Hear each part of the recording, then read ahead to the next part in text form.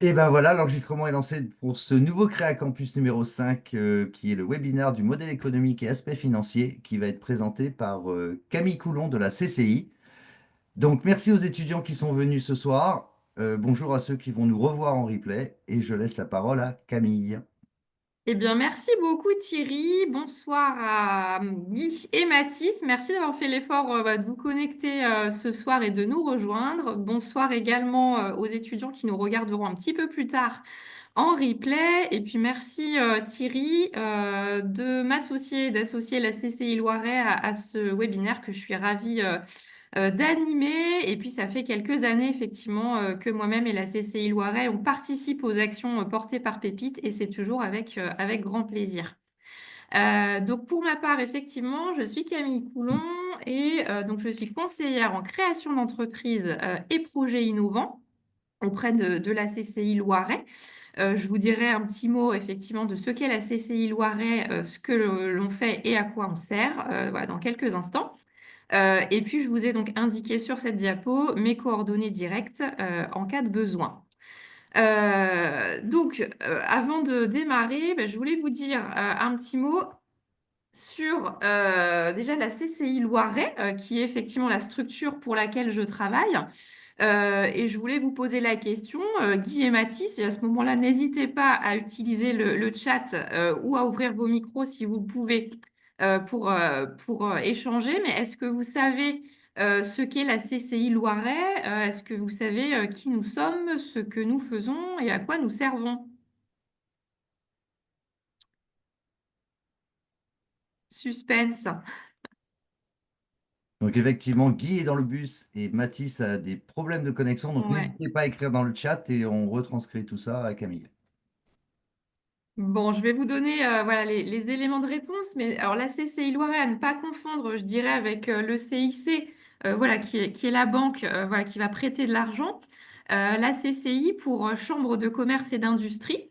On est un établissement public et plus particulièrement une chambre consulaire, voilà, un établissement consulaire qui a effectivement la particularité d'être dirigé et d'être géré par des chefs d'entreprise qui sont élus par leur pair. C'est-à-dire que tous les 5 ans, les 30 000 ou les 31 000 entreprises du département du Loiret qui relèvent du secteur d'activité commerce, industrie et services sont amenées à voter et à élire le président de la CCI Loiret, qui est quelque part bah, voilà, mon patron et qui va donner les grandes orientations et la stratégie de la CCI Loiret. Donc, on a un fonctionnement, voilà, un petit peu particulier. On est un établissement public, mais on est dirigé par des chefs d'entreprise. Les missions, effectivement, de la CCI Loiret, donc elles sont au nombre de 4. La première mission que nous avons, c'est un rôle de représentation. On est là pour porter la voix, pour défendre les intérêts des entreprises, notamment auprès des pouvoirs publics. On a une deuxième mission qui est celle d'agir pour la formation, qui est celle d'agir pour l'emploi. Effectivement, certaines CCI, alors c'est pas forcément le cas pour la CCI Loiret, mais certaines CCI ont des CFA, interviennent et ont des écoles de commerce, par exemple. Donc, on est vraiment au cœur de la formation et de l'emploi. Et puis, si vous êtes voilà, sur l'Orléanais, l'an dernier, au mois de décembre, on a organisé la nuit de l'orientation à Comet, qui a permis effectivement de présenter à des collégiens, à des lycéens, à des étudiants qui se questionnaient sur leur orientation, eh bien, de rencontrer plein de professionnels pour découvrir les métiers et se renseigner sur les parcours qu'ils pourront ensuite emprunter. Donc ça, c'est notre deuxième mission. Troisième mission, c'est une mission d'aménagement et de développement du territoire. En tant que CCI, on gère et on pilote, par exemple, voilà, des parcs d'activités. Ça peut être aussi des infrastructures de type port, aéroport, etc. Et puis la quatrième grande mission des CCI, et c'est celle sur laquelle moi j'interviens finalement ce soir, c'est un rôle d'accompagnement des entreprises à toutes les étapes de leur vie, puisqu'on est là pour informer, on est là pour conseiller, pour accompagner et pour former. des porteurs de projets, donc des personnes effectivement qui veulent créer leur entreprise. On accompagne aussi les entreprises qui sont en développement. Une entreprise qui veut recruter, une entreprise qui veut aller à l'international, par exemple, et ben voilà, on est en capacité de l'accompagner. Et puis, on est là aussi pour accompagner la transmission d'entreprise. Par exemple, un dirigeant d'entreprise qui serait amené à prendre sa retraite, eh bien, on sera là pour l'accompagner dans la cession de son entreprise. Donc, voilà principalement les grandes missions d'une CCI. Sachez que vous avez une CCI dans tous les départements de France, mais également dans les territoires et les départements d'outre-mer. Et je pense que l'importance et la richesse aussi voilà, de Pépite et de Créa Campus, c'est de vous permettre de rencontrer l'écosystème et de se dire que peut-être à un moment donné dans votre parcours, vous serez amené à toquer à la porte de la CCI et on vous accueillera avec grand plaisir puisqu'on adresse tout type de public, voilà, étudiants, demandeurs d'emploi, salariés en reconversion professionnelle. Voilà, n'hésitez pas à toquer à la porte de la CCI Loiret. Et puis je voulais vous dire un tout petit mot sur The Place by CCI, qui est voilà un service que la CCI du Loiret déploie et qui est présent dans toutes les CCI de la région Centre-Val de Loire. The Place by CCI, c'est notre réseau régional d'incubateurs. Alors, qu'est-ce que c'est qu'un incubateur? Un incubateur, c'est une structure qui détecte, qui accompagne des projets de création d'entreprises innovantes. Donc, The Place by CCI, c'est vraiment notre service qui est dédié à la détection et à l'émergence de projets innovants et à l'accompagnement de porteurs d'idées, de porteurs de projets, de start-up ou d'entreprises qui souhaitent se développer par l'innovation. Et donc, c'est à ce titre-là que j'interviens ce soir auprès de vous, étudiants Pépites Centre-Val de Loire. Euh, Justement, je parlais à l'instant effectivement d'innovation, mais c'est peut-être un bien grand mot pour vous, les étudiants. Qu'est-ce que vous mettez derrière ce terme innovation? Voilà, si vous avez des idées, invention, innovation, parfois on confond, parfois, voilà, c'est pas forcément facile de définir ce terme. Qu'est-ce que vous mettez derrière? Mathis, je t'invite à le mettre dans le chat.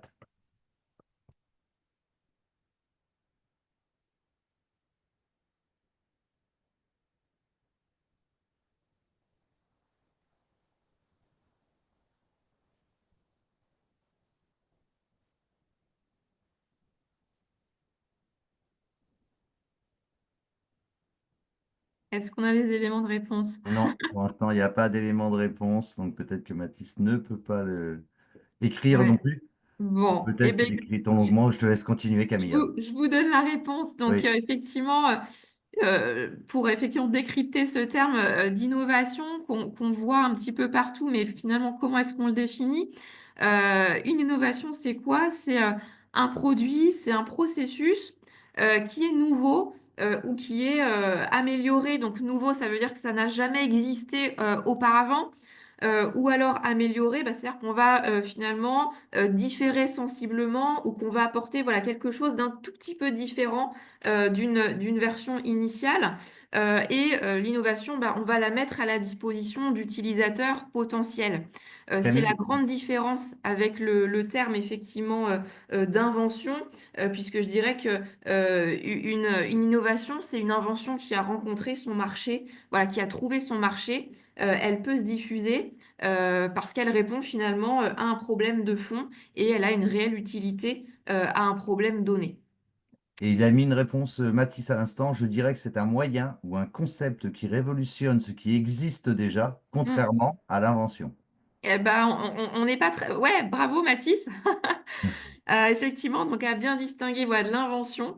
Mais voilà, l'innovation, elle apporte quelque chose voilà, de nouveau où elle va effectivement voilà, améliorer quelque chose qui existait déjà et peut-être aussi interroger vos projets, vous, sur Créa Campus et finalement se dire comment est-ce que je peux intégrer de l'innovation à mon projet. Voilà, bon, c'était la petite parenthèse. Mais on va effectivement attaquer et entrer dans le vif du sujet. Donc, comme tu disais, Thierry, le sujet de ce soir, c'est le modèle économique et les aspects financiers. Et donc, question que je voulais vous poser, voilà, que vous inspire le sujet? Et je vous ai proposé des petites vignettes, voilà, des petites images qui peuvent refléter, voilà, votre état d'esprit par rapport au sujet. Et donc, du coup, bah, je vais vous demander, voilà, encore une fois, à vos claviers et avec le chat, peut-être de choisir l'image qui correspond à votre état d'esprit quand je vous parle effectivement de modèle économique et de finances. Je crois que Mathis, si tu peux accéder encore une fois à ton clavier, est-ce qu'il y a voilà, une image qui te parle plus qu'une autre? C'est laquelle? Un, 2, 3, 4 ou 5?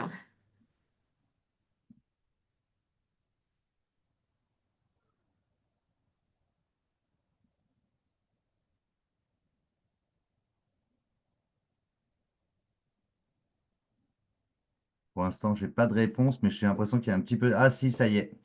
Quatrième, la 4. Quatrième. Il ne Et sait donc pas Mathis, pourquoi, mais pour lui, c'est la 4. plutôt prêt à décrocher la lune.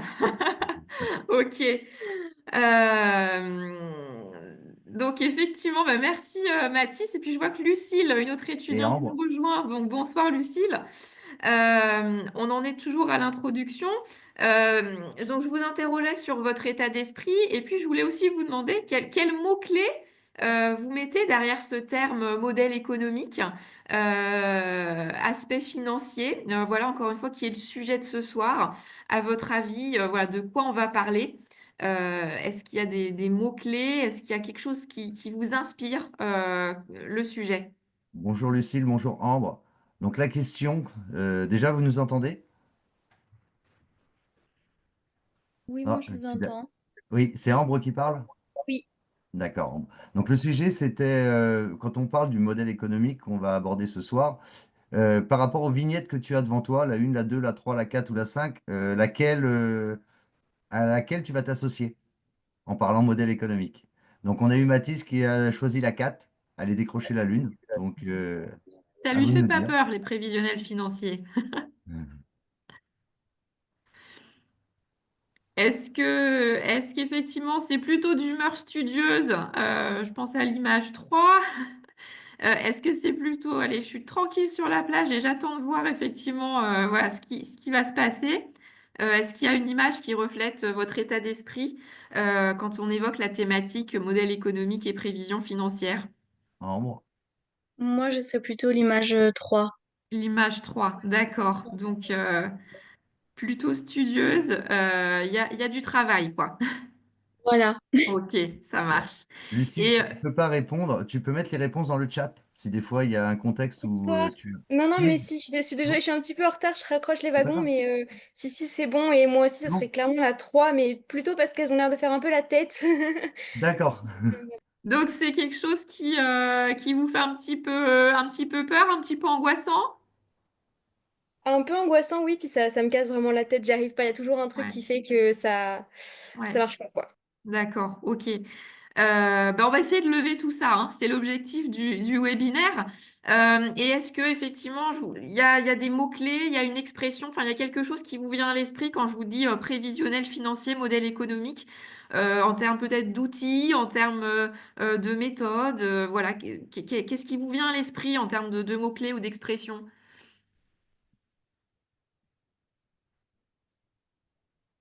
Vous pouvez ouvrir les micros ou utiliser le chat, hein. Moi, personnellement, je sais pas du tout. Là, je suis vraiment en pleine découverte. Donc D'accord.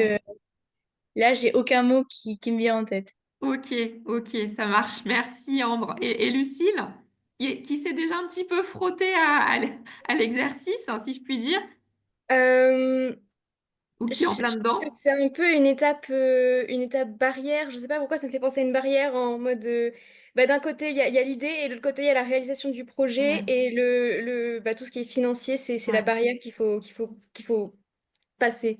J'aime beaucoup la métaphore. Effectivement, la notion de prévisionnel financier, c'est un peu se confronter à la réalité parce que finalement, on va attaquer la partie chiffrée et les chiffres, ils ne mentent pas. Soit c'est vert, soit c'est rouge. Et donc, effectivement, cette métaphore de la barrière, ben voilà, elle me plaît beaucoup parce que les prévisionnels financiers, ce sont les outils qui vont vous permettre effectivement de vérifier la faisabilité et la viabilité financière de votre projet. Et encore une fois, les chiffres, ils ne mentent pas. Et donc, ils vont être un petit peu, ils vont un petit peu vous donner voilà, la vérité quant à la faisabilité de votre projet. Donc merci à vous. Alors on va juste faire un tout petit rappel parce que je pense que ça a déjà été vu avec d'autres intervenants sur les webinaires, mais c'est toujours bien de se remettre les éléments de contexte en tête. Je voulais juste vous redonner un petit peu la timeline de la construction d'un projet de création d'entreprise. Donc bien évidemment, tout projet de création d'entreprise, il démarre voilà, par une idée qui a eu un porteur de projet ou effectivement une équipe de porteurs de projet. Donc cette idée qui peut venir voilà, de votre expérience personnelle, qui peut venir d'un constat, qui peut venir d'une observation. Et puis cette idée, elle va s'inscrire dans votre projet personnel. Quels sont mes objectifs, quelles sont mes motivations à me lancer dans l'entrepreneuriat? Pourquoi est-ce que je veux me lancer sur cette activité-là? Et puis surtout, quels sont aussi voilà, les points forts sur lesquels je peux m'appuyer? Mes points forts, ça peut être des compétences, voilà, des savoirs, des savoir-faire. Ça peut être aussi des savoir-être qui peut avoir trait à votre trait de caractère, à votre profil de personnalité. Mais voilà, quels sont les atouts sur lesquels vous pouvez vous appuyer dans le cadre de votre projet, de votre projet d'entreprise? Et puis, c'est de regarder aussi quel est votre contexte personnel avant de vous lancer dans l'entrepreneuriat. Ce contexte personnel qui peut être familial, est-ce que j'en ai discuté avec ma sphère voilà, familiale personnelle, donc c'est mes proches. Est-ce que effectivement j'ai des contraintes en termes de temps, en termes de disponibilité? Est-ce que j'ai des contraintes sur des aspects matériels ou financiers? Mais c'est de faire le point aussi voilà, sur votre situation personnelle avant de se lancer dans un projet de création d'entreprise. Alors sur Créa Campus, qui reste un projet souvent voilà, fictif de création d'entreprise, posez-vous quand même ces questions-là, même si on sait effectivement que vous êtes voilà, étudiant, mais on attendra effectivement dans votre business plan qu'il y ait une présentation sur l'origine, la provenance ou la genèse effectivement de votre idée, et puis que vous nous en disiez un petit peu plus sur qui vous êtes en tant que porteur de projet, qu'est-ce qui vous anime. Quelle pourrait être la répartition voilà, des rôles au sein de l'entreprise. Mais voilà, questionnez-vous sur tous ces aspects-là. Ça fera aussi partie voilà, des attendus qui seront évalués sur Créa Campus. En sachant que Créa Campus, là je vais reprendre la parole, c'est que bien souvent à la fin de Créa Campus, on a des équipes qui ont tellement avancé sur leur business plan et derrière qui peuvent être lauréats à un prix, prennent le statut national étudiant entrepreneur pour passer un cap et partir réellement pour lancer le projet. Donc effectivement, ce business plan sur Créa Campus, c'est un copier-coller d'un porteur de projet. Donc effectivement, il y a toutes les étapes qui sont abordées, ouais, tout à fait. Deuxième étape, et qui a été vue aussi lors des webinaires Créa Campus Go, c'est l'étape effectivement de l'étude de marché. Donc l'étude de marché, pour rappel, on va s'intéresser à la faisabilité commerciale de son projet. Est-ce qu'il y a bien un besoin pour le produit ou le service que l'on souhaite commercialiser? Donc en d'autres termes, est-ce qu'il y a de la demande? Et est-ce que cette demande, elle existe en caractère suffisant? Est-ce qu'elle s'avère être prometteuse? Puisqu'effectivement, l'objectif, eh ben, c'est d'avoir un marché qui vous permettra effectivement voilà, de gagner de l'argent. Donc, l'étude de marché, je m'intéresse à la faisabilité commerciale de mon projet et je vais étudier différents aspects. Donc, je vais étudier voilà, mon environnement puisque effectivement, mon entreprise, elle n'est pas toute seule et elle ne sera pas toute seule sur le marché, hein. Personne ne vous attend. Donc, on regarde effectivement son contexte environnemental, c'est-à-dire qui sont les acteurs présents sur le marché. Ça peut être les concurrents, ça peut être les fournisseurs, ça peut être les prescripteurs, ça peut être les sous-traitants.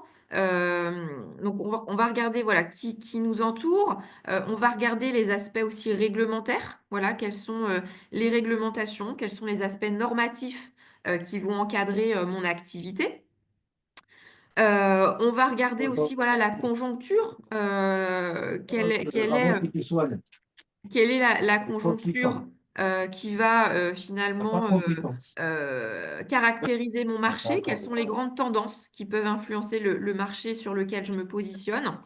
Et puis, bien évidemment, vous ferez une analyse de l'offre et de la demande existante sur le marché. Donc, l'offre, je l'ai dit tout à l'heure, c'est s'intéresser à la concurrence, concurrence directe et concurrence indirecte.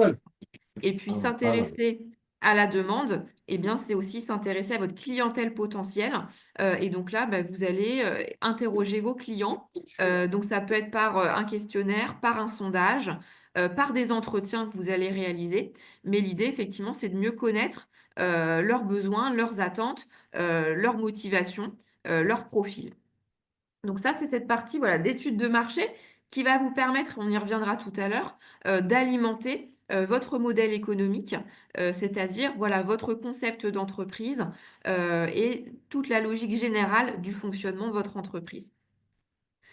Une fois qu'on a travaillé là-dessus, eh bien, on va pouvoir avoir connaissance voilà, de tous ces éléments de marché.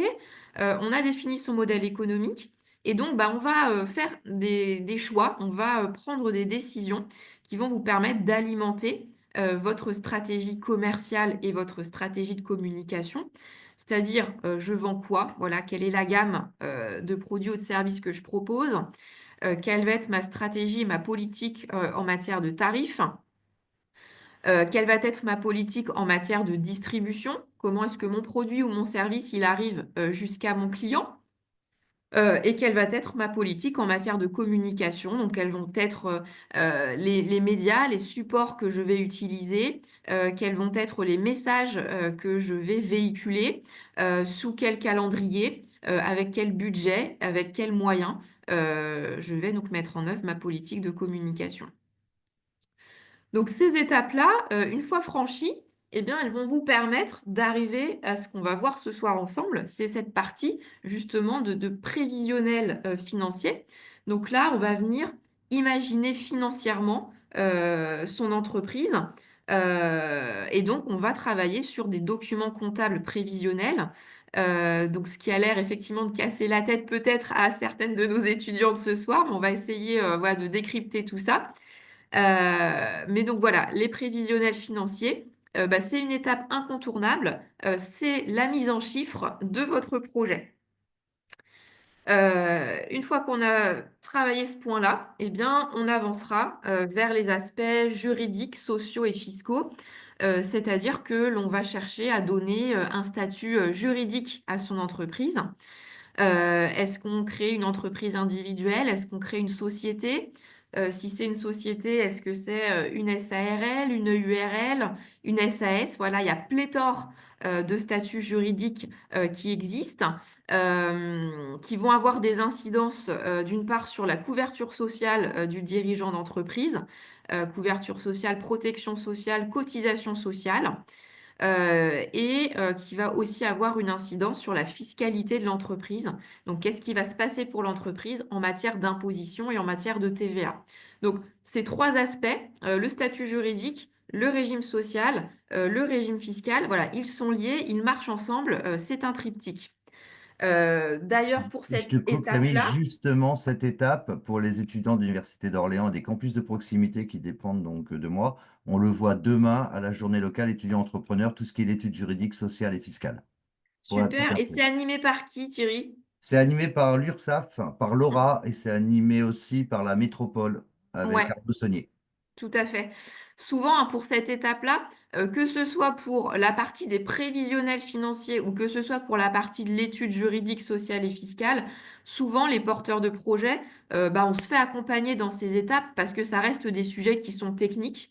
Donc, comme le disait Thierry, on peut faire appel voilà, au service de l'URSSAF, on peut se rapprocher d'un expert comptable, on peut se rapprocher d'un juriste, voilà, notaire, avocat d'affaires, mais pour faire les choix et les bons choix encore une fois, qui seront adaptés à votre situation en tant que porteur de projet et qui seront adaptés à votre projet, à votre entreprise et à votre activité. Et une fois qu'on a effectivement travaillé toutes ces étapes, eh bien, on va pouvoir alimenter voilà, ce fameux business plan. Donc le business plan, on parle aussi de dossier d'affaires. Donc le business plan, et c'est l'attendu finalement voilà, de Créa Campus, hein, c'est le livrable qui vous sera demandé en fin de concours, mais c'est le document de présentation de votre projet de création d'entreprise qui va venir synthétiser eh bien, l'ensemble des étapes que je vous ai présentées précédemment. Donc le business plan, c'est vraiment le document de synthèse qui va venir résumer, présenter l'intégralité de votre projet d'entreprise, en commençant par qui je suis en tant que porteur de projet et en couvrant l'ensemble des sujets, marché, modèle économique, stratégie, prévision financière, juridique, sociale et fiscale. Et l'objectif du business plan, c'est d'aller convaincre tous ceux que vous avez besoin de convaincre. Donc ça peut être des partenaires, ça peut être le jury de Pépites, ça peut être des financeurs, je pense notamment aux banquiers. Voilà, vous allez présenter le business plan, c'est un attendu. Et je précise que le business plan, c'est quand même 80% de texte, voilà, de rédactionnel, et puis 20% de chiffres qui vont correspondre en fait à vos prévisionnels financiers. Donc retenez ça, 80-20, 80% de Word et 20% d'Excel. Et une fois qu'on a fini le business plan, hein, une fois qu'on a rédigé le business plan, qu'on a convaincu ceux qu'on avait besoin de convaincre, et notamment les financeurs, bah, on est quasiment prêt, je dirais, à lancer l'entreprise, à lancer l'activité. Donc, il vous restera une case à aller franchir, une étape à aller franchir, c'est celle des formalités d'entreprise, où vous allez en fait réaliser ce qu'on appelle les formalités d'immatriculation. Donc, l'idée, c'est effectivement d'immatriculer votre entreprise pour qu'elle soit connue auprès des services de l'État et vous allez en retirer un extrait CABIS, la carte d'identité de l'entreprise avec notamment votre numéro SIRET, votre code d'APE et c'est ce qui va vous permettre eh bien, de démarrer officiellement l'activité de l'entreprise, donc installation, lancement et démarrage d'activité. Donc voilà synthétiser hein, les grandes étapes du projet de création d'entreprise. Et donc comme vous l'aurez compris ce soir, eh ben, on va parler modèle économique et on va parler prévisionnel financier avant d'embrayer demain avec Thierry sur le volet juridique, social et fiscal. Donc vous voyez qu'on est hyper cohérent dans le parcours et dans les étapes de la création d'entreprise. Tout à fait, en sachant que le prochain webinaire de Créa Campus sera effectivement sur tout ce qui est le juridique aussi. Alors, je continue et donc je vais effectivement faire un petit rappel voilà, sur le modèle économique que vous avez vu normalement en webinaire il n'y a pas très très longtemps avec Anaïs. Euh, le modèle économique, donc on parle de modèle d'entreprise, on parle de modèle d'affaires. En anglais, voilà, c'est le business model. Donc, qu'est-ce que c'est que le modèle économique? De manière très concrète, c'est votre concept d'entreprise. C'est la logique générale de fonctionnement de votre entreprise. Donc, on va regarder effectivement comment est-ce que l'entreprise, elle est organisée. Voilà, quelle est l'infrastructure de l'entreprise. On va regarder comment l'entreprise, elle crée de la valeur. Créer de la valeur, ça veut dire quoi? Ça veut dire, est-ce que mon produit, mon service, bah, il apporte une solution, il répond à un besoin, il vient solutionner voilà, une problématique rencontrée par des utilisateurs ou des clients potentiels.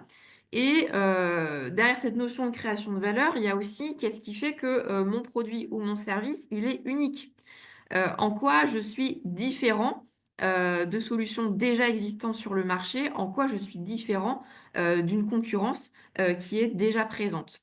Donc, qu'est-ce qui me différencie? En quoi je suis unique? Pourquoi on irait chez moi et pas ailleurs? Et puis le troisième axe voilà, du modèle économique, c'est de se dire voilà, comment est-ce que l'entreprise, elle gagne de l'argent?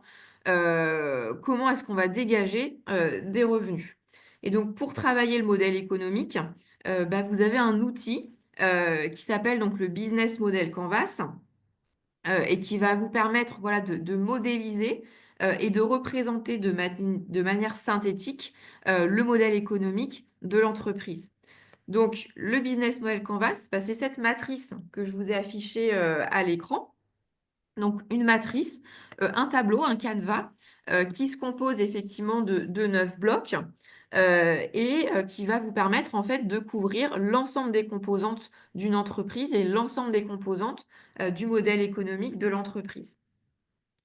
Euh, il se lit comme un manga, ce Business Model Canvas. Donc, on va commencer par la droite du Business Model Canvas. Donc, bien évidemment, le bloc central, c'est le bloc proposition de valeur.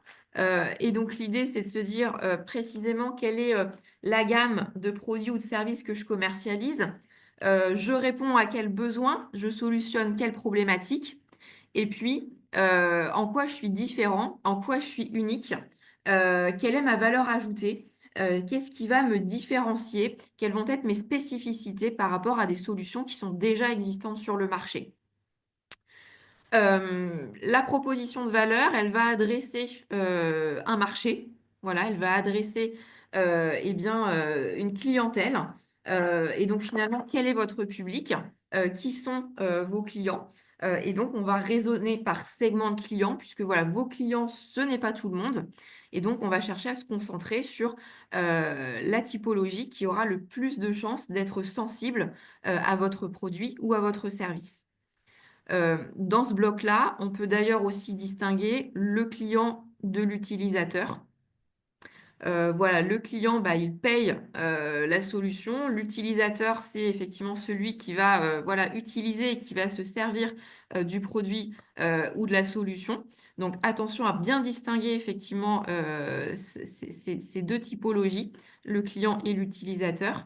Et puis entre la proposition de valeur et les segments clients, eh bien, vous allez avoir des liens qui vont s'établir. Ils vont s'établir d'une part par la relation client. Donc, quel type de relation je souhaite établir avec mes clients? Est-ce que je travaille en présentiel, en distanciel? Est-ce que j'utilise l'email? Est-ce que j'utilise du chatbot? Mais voilà, comment ça se passe pour établir la relation avec le client, pour garder le lien avec le client? Comment ça se passe avant, pendant et après l'expérience auprès de mon entreprise? Les canaux, eh bien, ce sont les canaux de communication, ce sont les canaux de distribution. Donc les canaux de communication, encore une fois, eh bien, c'est comment est-ce que je vais communiquer auprès de mes clients, comment est-ce que je vais faire connaître mon produit ou mon service, comment est-ce que je vais faire connaître mon entreprise, quels outils, quels messages est-ce que je vais utiliser. Et on va travailler aussi les canaux de distribution. Donc, quels vont être mes points de contact, comment est-ce que je vais vendre mon produit ou mon service, comment est-ce que je vais fournir mon offre à mes clients. Donc toute cette partie-là, c'est vraiment la partie droite du BMC, où on est plutôt sur la désirabilité de votre offre. Est-ce qu'il y a effectivement des personnes qui veulent votre solution? Comment est-ce qu'elles vont se la procurer? Et comment est-ce qu'elles vont être en contact avec vous à travers notamment la communication? Partie gauche du business model Canvas, les blocs, ils sont plutôt liés à l'infrastructure de l'entreprise, ils sont plutôt liés à l'organisation de l'entreprise. Donc, vous avez un bloc sur les activités clés. Quelles sont les actions, quelles sont les activités qui sont indispensables au fonctionnement de votre entreprise?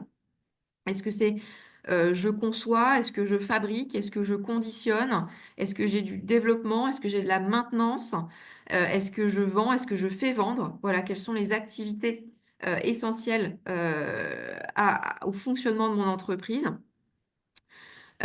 Sur quelles ressources est-ce que je vais m'appuyer? Quelles sont les ressources indispensables au lancement et au fonctionnement de mon entreprise? Ça peut être des ressources matérielles. Il me faut des machines, il me faut du stock, il me faut un local. Ça peut être des ressources immatérielles. Tiens, un logiciel, ma marque. Ça peut être aussi des ressources humaines. Voilà, les salariés. Et quel type de poste est-ce que on va avoir besoin? Donc voilà, quelles sont les ressources clés qui sont indispensables au fonctionnement de mon entreprise. Et puis, on va se tourner aussi vers voilà, des partenaires. Donc les partenaires, ce sont les structures, ce sont les organismes sur lesquels je vais pouvoir m'appuyer pour développer le projet.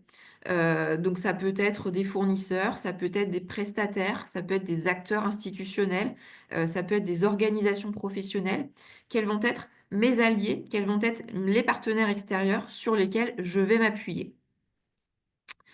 Donc toute cette partie gauche, effectivement, du business model Canvas tient lieu, voilà, à la faisabilité, à l'infrastructure, à l'organisation de l'entreprise, tout ce qui va me permettre de mettre en place ma solution.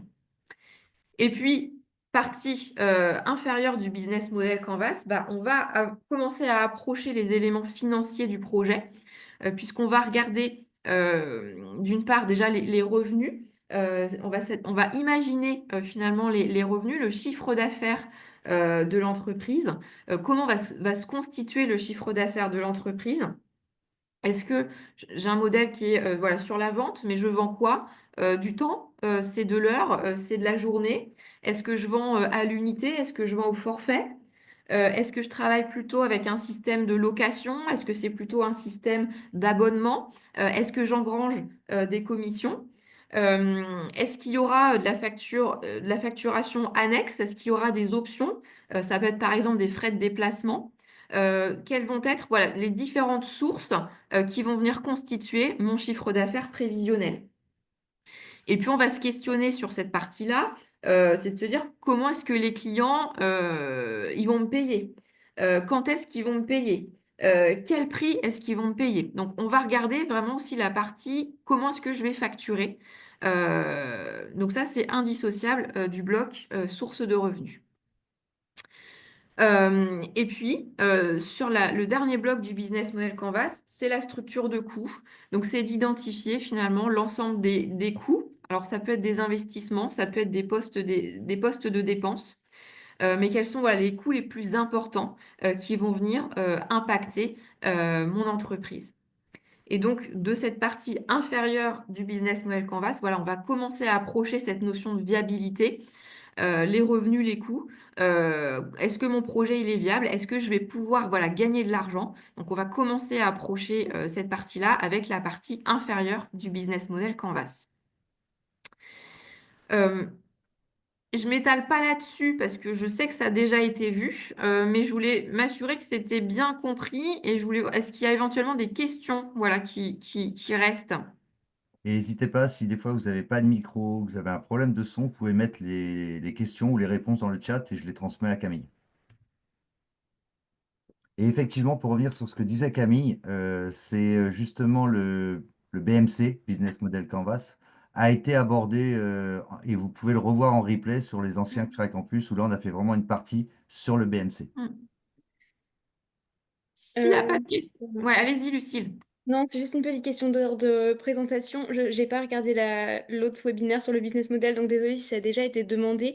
Mais est-ce que toutes ces informations-là, elles doivent venir sur une page ou pas? Oui, Oui, Parce que il faut donner affirmatif. des détails, mais en même temps, il faut être concis, ça veut dire. Affirmatif, Lucille, le business Ok. model Canvas, c'est pas une dissertation de philo, hein. Donc l'idée, effectivement, c'est qu'on va le remplir en y mettant des mots-clés. Ok. Hein, donc vous allez mettre voilà, les mots-clés, les informations clés dans chacun des différents blocs. L'enjeu, effectivement, du business model Canvas, c'est que ça doit tenir sur une page parce que l'idée, c'est que ça doit apporter une vision synthétique et globale de votre projet de création d'entreprise. Et ça doit, voilà, en un seul coup d'œil, on doit visualiser en fait les éléments clés de votre modèle d'affaires. Ok, merci beaucoup. Donc pensez synthétique.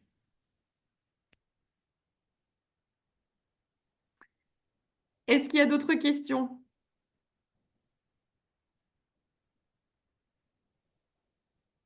Non? Donc, non, j'ai non, oui, j'ai non dans le chat. Donc, le business model Canvas va quand même vous permettre de commencer, je dirais, à approcher un petit peu la partie voilà, chiffrée et mise en chiffre de votre projet, parce que finalement, à partir voilà, d'une analyse du contenu de votre BMC, bah, il va être possible de déduire des éléments d'information, des éléments de réflexion qui vont vous permettre de passer à la mise en chiffre du projet. Pour vous donner quelques exemples, si je reprends effectivement le bloc central qui est le bloc création de valeur, je vous ai dit dans ce bloc-là, on va réfléchir à la gamme de produits, de services que l'on va proposer. Et je dirais qu'un produit ou un service, bah, il va être voilà, indissociable d'un prix de vente. Donc, vous allez commencer à vous poser la question effectivement du prix. Quel est effectivement le prix que je souhaite pratiquer? Vous allez peut-être commencer aussi à faire un benchmark pour regarder quels sont les prix, par exemple, pratiqués par les concurrents. Donc, en réfléchissant à votre proposition de valeur, vous allez commencer voilà, à approcher cet élément chiffré autour d'un prix de vente.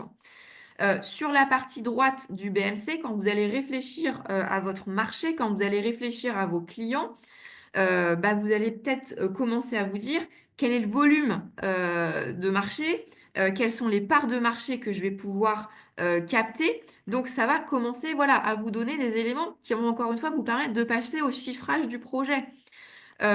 Sur le volet, effectivement, relation client et sur le volet canaux, je vous disais tout à l'heure, la relation client, c'est comment est-ce que je fidélise mes clients, comment je les incite à venir consommer des produits ou des services de mon entreprise.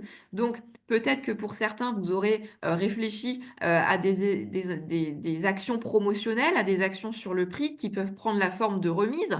Donc, on va commencer voilà, à approcher là aussi le chiffrage du projet. Je parlais tout à l'heure de communication. Bah, la communication, elle a un coût, que ce soit de l'acquisition client ou de la fidélisation client. Euh, les canaux, c'est aussi la distribution. La distribution, elle peut aussi se traduire par des coûts. Est-ce que mes distributeurs, je leur reverse des commissions, par exemple? Donc, ça va venir commencer à impacter des éléments voilà, chiffrés de votre projet. Donc, la réflexion autour du business model Canvas, elle est centrale et elle va commencer à vous permettre eh bien, de passer à la mise en chiffre du projet. Euh, la mise en chiffre du projet, ben voilà, on y est, c'est la réalisation de l'étude financière. Donc l'étude financière, voilà, c'est la traduction chiffrée de votre projet. Et donc, on va réaliser des prévisionnels financiers avec 4 grands objectifs. Le premier objectif, c'est de vérifier la faisabilité financière de votre projet d'entreprise. Est-ce que mon projet il est faisable financièrement? Ça veut dire combien ça coûte, voilà, de mettre en place mon projet de création d'entreprise. Quelles ressources ou quels capitaux est-ce que je vais mobiliser voilà, pour financer ma création d'entreprise? Qui sont les financeurs que je vais pouvoir solliciter autour de mon projet. Donc, l'enjeu, ça va être effectivement de réussir à boucler le financement de votre projet de création d'entreprise. Deuxième raison pour laquelle on fait des prévisionnels financiers, eh bien, on va chercher à vérifier la viabilité de son projet d'entreprise. Et derrière ce mot de viabilité, je vais y mettre deux items. Le premier item, c'est celui de la rentabilité. Être rentable, c'est-à-dire est-ce que mon entreprise, eh bien, elle va gagner de l'argent? Est-ce que je vais dégager des bénéfices? Et puis, le deuxième item que je mets derrière cette notion de viabilité, c'est la pérennité. L'enjeu, c'est d'avoir une entreprise qui s'inscrive dans le temps. Et donc, c'est effectivement d'avoir une pérennité à moyen terme et à long terme. Troisième axe, troisième raison à la réalisation prévisionnelle financier, eh bien, on va chercher tout simplement à les convaincre des partenaires, notamment si vous avez recours à des financements externes. Encore une fois, ça peut être le banquier, ça peut être des business angels, des fonds d'investissement. J'ai recours à des financeurs externes, bah, ce sont des partenaires, il faudra les convaincre et donc ils vous demanderont effectivement un prévisionnel financier. Et puis, dernier axe, on réalise des prévisionnels financiers pour aussi anticiper la gestion de sa future entreprise, puisqu'effectivement, ça va vous permettre de mettre en place des outils de pilotage, des outils de suivi d'activité.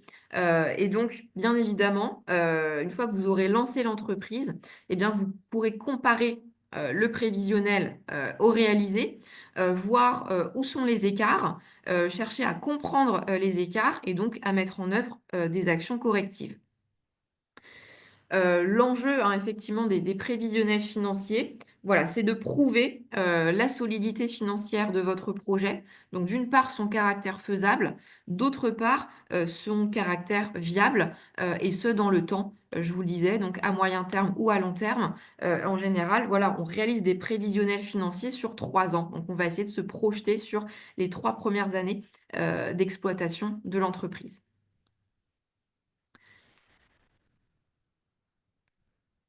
Est-ce que ça va pour cette partie-là?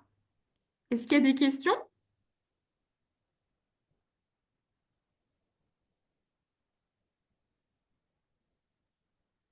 Ça a l'air d'être concis pour tout le monde. Bon. Eh N'hésitez bien, pas surtout d'échanger, c'est le moment d'échanger s'il y a quelque chose que vous comprenez pas, quelque chose que vous ne voyez pas. Bah, en tout cas, n'hésitez pas, c'est le moment de poser toutes vos questions à Camille. Bah juste, éventuellement, on m'a déjà proposé l'idée. Est-ce que ça peut être intéressant de le faire sur plus d'années que 3 ans ou pas forcément? alors c'est tout l'enjeu, je dirais, des prévisionnels financiers parce qu'il y a un moment, faire des prévisions, c'est pas facile dans un contexte qui est mouvant, dans un environnement qui est mouvant. Donc, déjà travailler sur 3 ans, ce sera déjà bien. Euh, c'est difficile après, voilà, sur 4 ans, sur 5 ans, parce que le marché bouge, parce que l'environnement bouge, mais en tout cas où ça nécessitera effectivement d'être réajusté, voilà, au fur et à mesure. Et Ouais, pour rajouter quelque chose à Camille, c'est qu'effectivement, c'est très important vis-à-vis du contexte. En fin de compte, quand vous êtes entrepreneur, prenez de la hauteur, prenez du recul Mm, par rapport à votre dossier. Et à l'heure actuelle, par exemple, je prends le contexte à l'heure actuelle, on vit vraiment dans un contexte d'incertitude tout où à fait, tout va ouais. très vite, Mm, tout se défait et mm. se crée très vite. Donc effectivement, une vision à 5 ans dans ce contexte-là, C'est pas facile. voilà, exactement.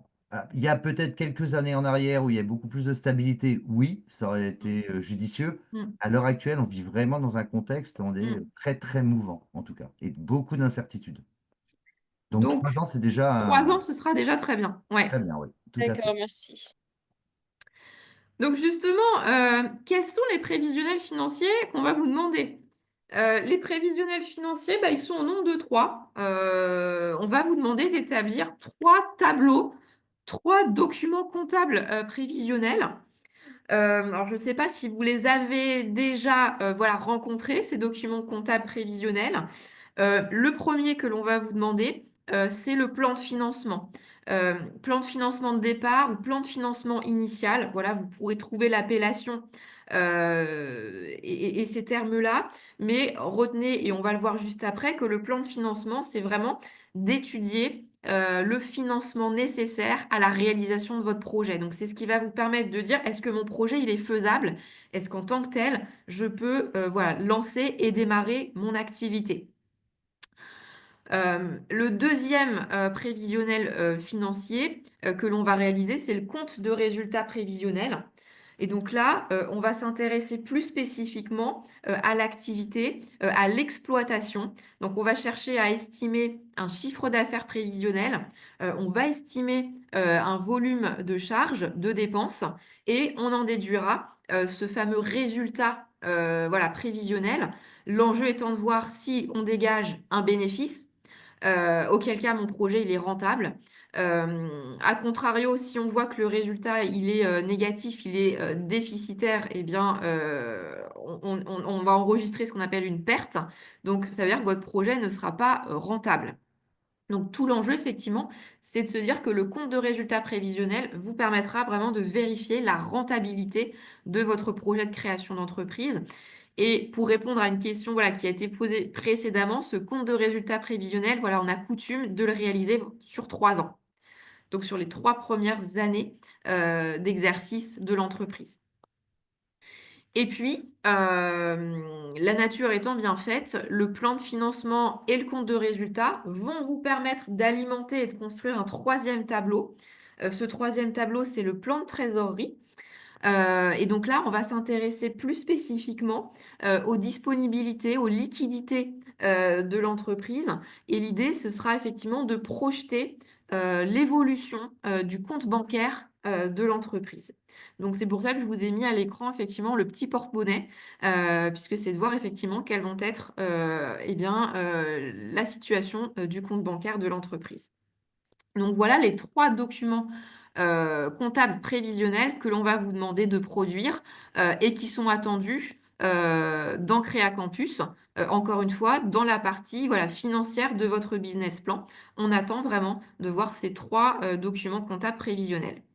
Et pour vous passer une petite info, quand vous allez faire Créa Campus, donc, mais il y a aussi, on a un public aussi d'étudiants qui ont le statut national d'étudiant entrepreneur aujourd'hui, qui viennent aussi à Créa Campus. Mais en Mm, tout cas, dans le cadre de Créa Campus, quand on passe au niveau des jurys, la différence de sélection se fait essentiellement sur les prévisionnels financiers. mm, Les idées sont là, vous avez bien travaillé la concurrence, l'étude de mm. marché, et effectivement, c'est le prévisionnel qui va faire la différence, et à chaque fois qui fait la différence. Donc faites l'effort voilà, de mettre les mains dans le prévisionnel financier. Parce que c'est là effectivement où vous pouvez gagner des points et on donnera avec Thierry quelques petits conseils en fin de webinaire effectivement pour que vous marquiez le plus de points possible sur cette partie-là. Alors le premier tableau comptable voilà, prévisionnel qu'on va regarder ensemble ce soir, donc je l'ai dit, c'est le plan de financement. Donc le plan de financement, c'est de se dire finalement au jour zéro, avant le démarrage effectif de l'entreprise, de quoi j'ai besoin pour lancer mon entreprise, de quoi j'ai besoin pour lancer mon activité. Donc c'est d'identifier finalement voilà, tous les besoins durables qui sont nécessaires au démarrage de l'entreprise. Donc on va les lister, on va les chiffrer.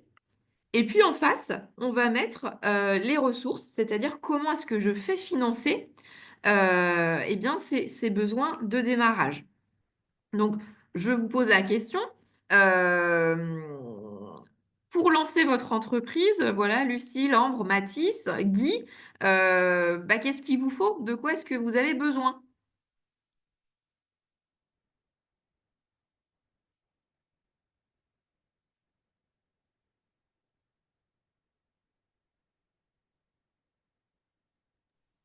C'est très très large comme question parce que je pense qu'on a besoin de plein de choses, que ce soit en ressources humaines, matérielles et financières. Donc Hmm. on part plus du coup sur la ressource financière. Dites-moi, vous avez besoin de quoi concrètement? C'est quoi votre projet, Lucille? Moi, mon projet, c'est de concevoir enfin, des aliments innovants pour les animaux, particulièrement pour les chevaux. Du coup, bah, il nous faut des matières premières. Hmm, C'est ce qui va être le plus important et ce qui hmm. va apporter le plus de valeur ajoutée. Après, il va nous falloir tout ce qui est matières premières mais secondaires de type packaging, Ouais. communication visuelle, etc. Hmm, Et après, bah, forcément, les partenaires, les ressources humaines que va nécessiter la production et après, donc, les ressources financières pour hmm. financer l'achat du matériel et des matières premières avant les ventes. Ouais, je vous rejoins, hein, Lucille. Donc, sur la partie gauche, effectivement, du plan de financement, dans les besoins, je vous ai mis à l'écran quelques exemples. Donc, vous allez avoir besoin, alors certes, les frais d'établissement, donc ça, ce sont ce qu'on appelle les frais de constitution. N'oubliez pas que pour monter votre entreprise, bah, il vous faudra peut-être rédiger des statuts, il faudra peut-être publier voilà, une annonce légale si vous montez une société. Donc ça, c'est incontournable. Vous en aurez besoin et ça va avoir un coût. Donc, il faut l'identifier, il faut le lister et en face, vous allez le chiffrer, hein. C'est la colonne euro que je vous ai mis à l'écran. Si vous avez besoin voilà, d'un local, on vous demandera peut-être effectivement une caution, on vous demandera peut-être un dépôt de garantie. Donc, on viendra effectivement l'intégrer dans la partie haute du plan de financement. Et puis ensuite, bah, Lucille vous l'avez dit, on va avoir une partie ici d'investissement. Donc les investissements, ce sont finalement les actifs qui vont être utilisés durablement par l'entreprise, qui feront partie du patrimoine de l'entreprise. Donc ça peut être soit des investissements, je dirais, immatériels. Il me faut par exemple un terrain. Il me faut par exemple un logiciel. Il me faut par exemple un site internet pour faire connaître mon entreprise et mon activité. Et puis, on va avoir aussi peut-être besoin d'investissements matériels. Donc, ça peut être effectivement des outils, des machines. Ça peut être un véhicule. Ça peut être du mobilier, du matériel de bureau. Ça peut être de l'informatique. Donc, en fonction, encore une fois, de la nature de votre projet et de votre activité, vous allez identifier ici tout ce dont vous avez besoin pour assurer le démarrage et le lancement de l'entreprise, que ce soit des investissements matériels ou immatériels. Je les identifie, je les liste et je les chiffre. Je les estime. Et puis, en bas de mon plan de financement, ne négligez pas une rubrique qui s'appelle le BFR, le besoin en fonds de roulement, euh, qui peut se constituer d'un stock. Demain, vous décidez d'ouvrir un magasin de chaussures ou un commerce de chaussures dans le centre-ville d'Orléans. Bah, bien évidemment, il vous faut ce premier stock de chaussures pour achalander et approvisionner les rayonnages de votre magasin ou de votre boutique. Donc, on va venir intégrer dans le besoin en fonds de roulement du stock. Et puis, on va venir intégrer dans le besoin en fonds de roulement ce qu'on appelle une trésorerie de départ. Et donc, cette trésorerie de départ, c'est quelque part un matelas de sécurité, mais qui va vous permettre finalement d'être ce matelas qui va vous permettre de financer ce décalage qui va exister entre les premiers encaissements clients, c'est-à-dire les premiers clients qui vont vous régler pour vos prestations, pour le produit ou le service qu'ils ont acheté auprès de votre entreprise, et les premiers décaissements, donc les premières factures que vous auriez eu à régler auprès de fournisseurs ou de prestataires. Ça, c'est d'autant plus vrai, ce raisonnement sur la trésorerie de départ, si vous accordez des délais de règlement à vos clients, 30 jours, 45 jours, eh bien, il faut que vous ayez ce matelas de sécurité pour pouvoir régler des factures qui tombent déjà, alors que les clients n'ont pas encore, eux, réglé pour le produit ou la prestation qu'ils ont consommé auprès de votre entreprise. Et ce que je rajouterais, et ce qu'oublient souvent nos étudiants, c'est que demain, ben, on ne vit pas d'amour et d'eau fraîche. Donc, c'est-à-dire que si vous avez besoin d'un salaire ou de justifier des salaires, pensez à l'anticiper en Mm, amont.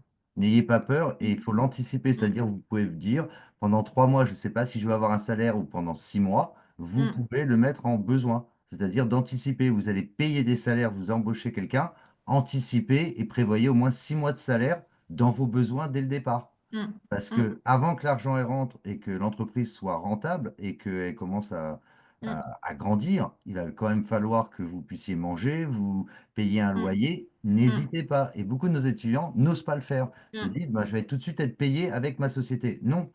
Ayez justement, on ne vous en voudra pas et on se dira qu'en fin de compte, vous anticipez justement enfin, cet événement.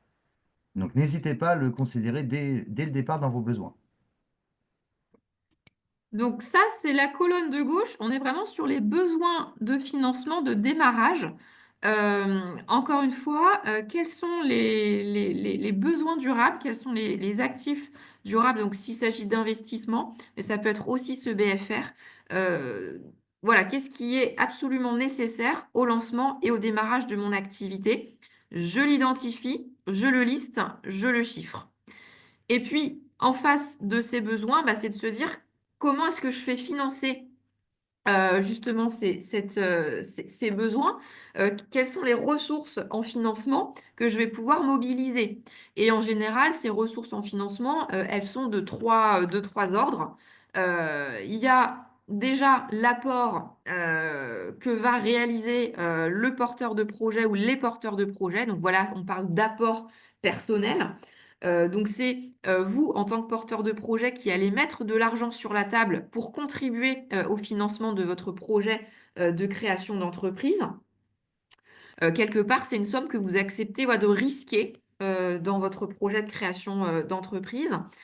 Euh, Petite précision, Thierry, on est sur Créa Campus. On sait qu'on s'adresse à des étudiants. Donc, Voilà, ça reste, ça a un caractère fictif. C'est On se fictif, doute bien tout à qu'en tant fait. qu'étudiant, vous n'avez pas un apport personnel qui a pu être constitué par de l'épargne, etc., etc. Donc voilà, on Mais saura. c'est très important parce que j'ai vu dans des jurys où en fin de compte, des étudiants, donc je parle dans le cadre de Créa Campus, pas pour les détenteurs du SNE. Dans Créa Campus, quand on passait devant le jury et que on disait où est-ce que vous avez des ressources, Mm, beaucoup d'étudiants disaient on va avoir des subventions, des subventions, des subventions, des mm, subventions. Le problème, c'est qu'une subvention, que ça soit une mm, métropole ou peu importe par où vous allez avoir la subvention, si devant vous n'avez pas des ressources. En gros, si vous ne mettez pas 10 000, vous n'aurez pas 10 000 de subvention. mm, Enfin, si vous ne mettez rien en ressources, vous n'aurez jamais de subvention. Généralement, vous apportez 10 000, vous allez avoir 10 000 en subvention. mm. Et on a eu des étudiants qui, en fin de compte, ont créé leur plan financier qu'avec des subventions. Pas Et ils sont possible. passés sur des personnes qui donnent des subventions de la métropole. Mm, C'est pas mm, du tout passé. Donc, mm. comme c'est fictif, n'hésitez pas. Vous pouvez dire, ah, N'hésitez. on est à 3, on met chacun 1 000 euros. C'est pas vrai, on va pas vous les demander. Mais qu'on voit que vous avez réfléchi en disant, nous, on La apporte quand même cohérence. quelque Ouais. chose, la cohérence, on y croit dans notre projet, on va mettre 1 000 euros chacun, 2 000, Mm, 5 000. Bon, dites pas que vous mettiez 100 000 euros, on n'y croira pas, mais que vous mettez une petite part et mm, derrière, j'irai chercher ailleurs par un crédit, par une subvention, mm, par quelque chose. Mais mm. surtout, surtout, mettez que vous avez un apport personnel. Donc, mettez que vous avez un apport personnel et mettez un apport personnel qui soit en cohérence avec l'ambition de votre projet de création d'entreprise. Si vous arrivez à des besoins de financement qui sont de l'ordre de 2000 euros, de 200 000 euros, par exemple, ne nous mettez pas un apport personnel qui représente 200 euros ou 2000 euros. Voilà, il faut que ce soit cohérent avec l'ambition de votre projet de création d'entreprise. Et je dirais que dans la vraie vie, en règle générale, on a coutume de dire que l'apport personnel du ou des créateurs, il représente à peu près 20 à 30% du montant total des besoins de financement de départ. Et c'est ce qui va aussi donner envie à des partenaires extérieurs, à des financeurs extérieurs, de vous suivre dans le projet. Un banquier, voilà, je l'ai mis sur la ligne d'après, ressources bancaires, prêts bancaires, il ben, faut qu'il ait envie de vous suivre et il faut qu'il voit que vous aussi, ben, voilà, vous investissez, vous participez dans votre projet à hauteur, je dirais, cohérente. Donc, votre plan de financement, comme le disait Thierry, il y a dans les ressources trois grandes familles de ressources. Je l'ai dit, donc l'apport personnel du créateur ou des créateurs d'entreprise. Il y a bien évidemment le levier qui est celui de l'emprunt bancaire. Et puis, vous avez un troisième levier, je l'ai mis dans la case autre, qui sont les aides éventuelles. Comme le disait Thierry, c'est ce volet aide, c'est ce volet subvention, c'est ce volet voilà, dispositif d'appui à la création d'entreprise. Et comme tu le disais Thierry, les aides, que ce soit des subventions, que ce soit des prêts d'honneur, que ce soit de l'argent que je vais gagner ou remporter sur un concours, eh bien, en général, voilà, il y a des critères d'éligibilité. Il y a des enveloppes budgétaires qui sont plus ou moins disponibles sur certains moments de l'année. Par exemple, quand on arrive en fin d'année, il se peut que des enveloppes soient épuisées. Donc, je dirais, ne comptez pas sur les aides, les subventions, etc. pour boucler votre plan de financement. Votre plan de financement, voilà, il doit être équilibré. Et encore une fois, les aides, ça doit être vu comme la cerise sur le gâteau. Et donc, je te rejoins, Thierry, un plan de financement dans lequel on voit que des aides dans la colonne des ressources, bah, c'est pas cohérent et on n'y croira pas, nous, en tant que jury Créa Campus. Oui, parce que vous avez affaire quand même à des professionnels dans les jurys. Ils savent de quoi on parle. Par exemple, quand vous allez mettre, je vais demander une aide, je vais demander, enfin, je vais ouvrir un FEDER. Je vais demander un FEDER. Sincèrement, pour faire un FEDER, c'est une usine à gaz. C'est extrêmement compliqué. Ça pourrait être une personne à plein temps qui travaille justement sur un FEDER, donc c'est un fonds européen. Et on a des étudiants qui nous disent, bah, moi, je vais demander un FEDER pour 2 000 euros.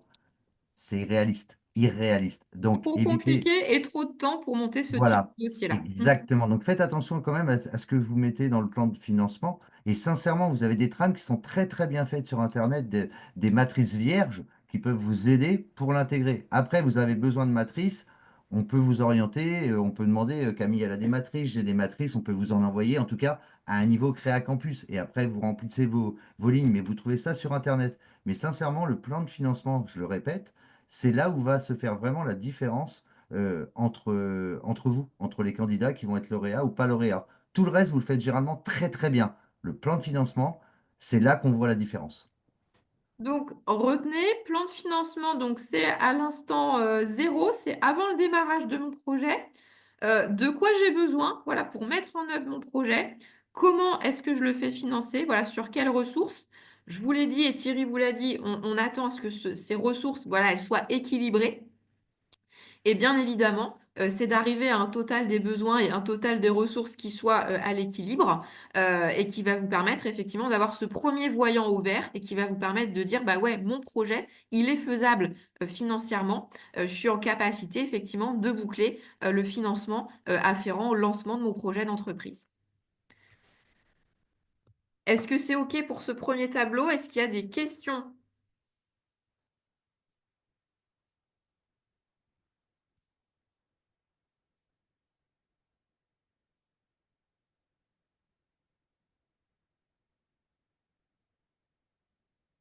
Iris, t'entends pas.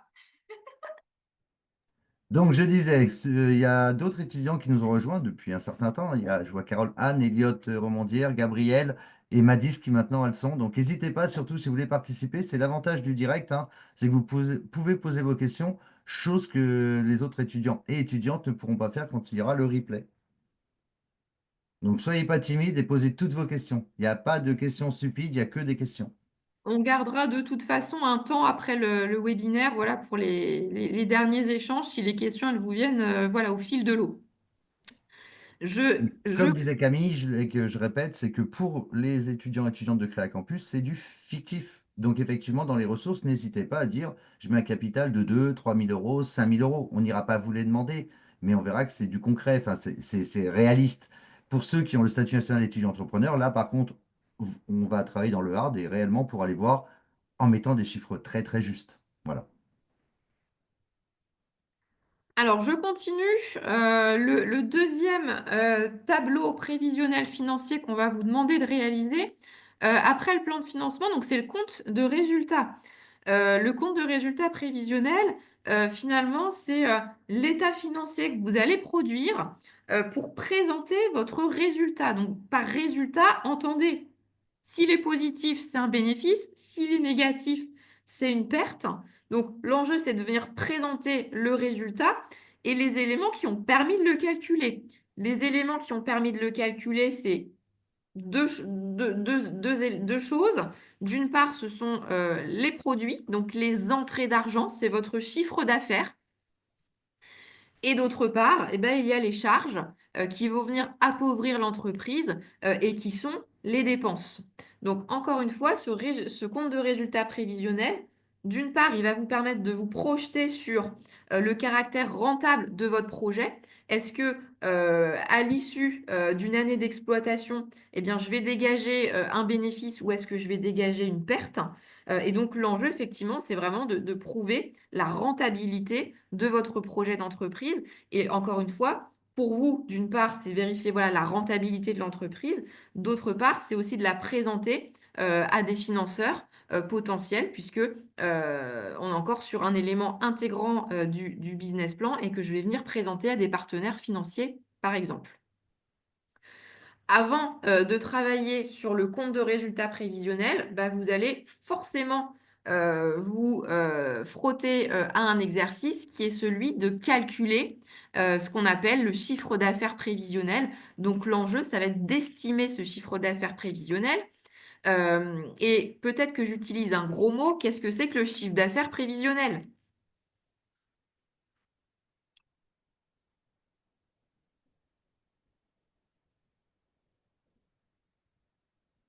Alors, Elliot, tu es avec nous? Tu veux dire quelque chose?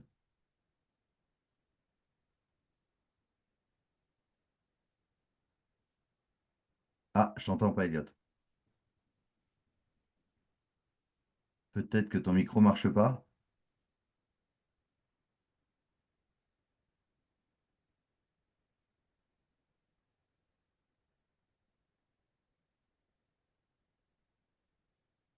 Bon, bah, Camille, je te laisse continuer. Le chiffre d'affaires prévisionnel, c'est le produit de vos ventes. C'est la somme des montants des ventes que vous aurez réalisées. C'est l'ensemble des produits que vous aurez vendus. C'est l'ensemble des prestations de services que vous aurez facturées. Donc, première chose qu'on va vous demander de faire avant d'établir ce compte de résultat prévisionnel, c'est déjà d'estimer votre chiffre d'affaires prévisionnel, donc de projeter le produit de vos ventes. Et moi, je vous propose un tableau où l'idée, c'est de raisonner finalement, voilà, mois par mois sur toute la durée d'un exercice comptable. Donc là, je suis partie sur l'hypothèse d'un exercice comptable qui dure, voilà, 12 mois. Mais sachez que sur une création d'entreprise, on peut avoir un exercice comptable qui soit inférieur, soit supérieur à 12 mois. Là, pour l'exercice, je suis restée sur 12 mois et on peut très bien prendre l'exemple d'une année civile, 1er janvier, 31 décembre. Donc l'enjeu, voilà, c'est d'estimer ce chiffre d'affaires prévisionnel. Et pour ce faire, moi, je vous invite à raisonner voilà, de manière assez fine, en essayant par exemple voilà, de segmenter ou de raisonner peut-être par gamme de produits ou par gamme de services. Si je suis un magasin, voilà, encore une fois, de chaussures, eh bien, il y a le modèle peut-être des ventes sur les escarpins, le modèle sur les bottines, sur les bottes, mais voilà, travailler voilà, par gamme de produits, comment va se projeter ce chiffre d'affaires par gamme de produits. Mais vous pouvez aussi raisonner par typologie de clientèle, vous pouvez aussi raisonner par zone géographique, mais l'essentiel, c'est que pour avoir une vue voilà, fine, essayez de décomposer, essayez de segmenter, encore une fois, ce chiffre d'affaires prévisionnel. Et puis, appuyez-vous sur des hypothèses de calcul. Et ça doit provenir de votre étude de marché. Puisque vous avez estimé depuis votre étude de marché un nombre de clients que vous allez capter, puisque vous connaissez un panier moyen ou une dépense moyenne, puisque vous avez identifié, si vous êtes un commerce, voilà, peut-être un nombre de jours d'ouverture sur la semaine, sur le mois ou sur l'année, eh bien, vous allez vous appuyer sur ces hypothèses pour voilà, estimer ce chiffre d'affaires prévisionnel. Donc là, encore une fois, tout dépend de votre activité, tout dépend encore une fois du projet voilà, que vous portez. Et en fonction de ce projet, bah, vous allez formuler des hypothèses et adapter voilà, vos unités de mesure pour voilà, les intégrer à ces hypothèses. Petite chose que je voulais dire avec l'appui de Thierry, souvent les étudiants, vous êtes très optimistes voilà, sur ce chiffre d'affaires prévisionnel. Souvent, voilà, on voit des choses des chiffres d'affaires parfois à plusieurs dizaines de milliers, voire des millions d'euros. Voilà, j'ai envie de vous dire que la construction d'un chiffre d'affaires prévisionnel, elle repose déjà sur un marché que vous aurez identifié, donc sur un potentiel de marché, sur votre capacité à capter le marché. Ensuite, elle repose encore une fois sur des hypothèses. On va essayer de viser des choses qui sont plutôt voilà, réalistes et surtout qui sont en lien avec une stratégie commerciale et une stratégie de communication, des efforts commerciaux et des efforts de communication qui vont se répartir dans le temps. Donc, si vous prévoyez une campagne de communication au lancement de l'entreprise, peut-être que les résultats ne se feront pas venir voilà, tout de suite et qu'il y aura peut-être des mois où l'activité ne sera pas forcément toujours au rendez-vous. C'est d'autant plus vrai sur un lancement d'activité où forcément l'enjeu, c'est de vous faire connaître voilà, sur votre marché. Et ça, effectivement, ça prend du temps. Par ailleurs, pour établir votre chiffre d'affaires prévisionnel, travaillez sur un raisonnement voilà, mensuel qui va aussi vous permettre de tenir compte de la saisonnalité de votre activité. Demain, vous décidez d'ouvrir une boutique de parapluies dans le centre-ville d'Orléans. Bah, on se doute bien que entre septembre et février, vous allez peut-être vendre beaucoup de parapluies parce qu'effectivement, la météo s'y prête et qu'il y aura peut-être des mois plus creux. Et donc, de se dire que peut-être il faudra stratégiquement la diversifier votre gamme de produits. Mais voilà, travaillez sur la saisonnalité de votre activité. Dites-vous qu'il peut y avoir des mois plus forts ou des mois plus creux d'activité. Est-ce que c'est bon pour cette partie-là? estimation du chiffre d'affaires prévisionnel. Donc, segmenter, s'appuyer sur des hypothèses, essayer d'être réaliste et tenir compte d'une saisonnalité de son activité. C'est bon pour tout le monde cette partie-là ou ça vous laisse encore des soucis ou des ombres? Ambre, Carole, Lucille, Là, typiquement, ça va être un jeu de multiplication hein, que vous allez faire. Multiplication et addition. Mathis, ça te parle? Gabriel dit c'est parfait. Oui pour Mathis. Bon, eh ben, Bon, super. je continue parce que ce chiffre d'affaires prévisionnel, je vous l'ai dit, c'est finalement, voilà, les produits. Ce sont effectivement comment dire, les entrées d'argent hein, au niveau de l'entreprise. Et donc, pour réaliser ce chiffre d'affaires prévisionnel, eh bien, vous allez avoir un certain nombre de dépenses, un certain nombre de charges qui vont vous permettre voilà, de réaliser ce chiffre d'affaires prévisionnel et d'assurer finalement le cycle d'exploitation de votre entreprise. Donc, mon chiffre d'affaires prévisionnel, bah, c'est ce que vous avez calculé, hein, c'est la vente de produits ou de marchandises. Ce sont les prestations de services voilà, que vous avez vendues et que vous avez facturées. Et en fonction de la nature de votre activité, bah, vous allez peut-être avoir des achats de matières premières, achats de marchandises.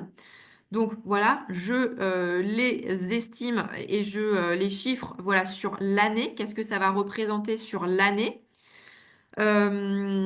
Ensuite, vous allez avoir ce qu'on appelle des charges externes ou des charges de fonctionnement ou des charges d'exploitation qui vont encore une fois correspondre. Si vous avez un local, bah, c'est le loyer qu'il va falloir régler ainsi que les charges locatives.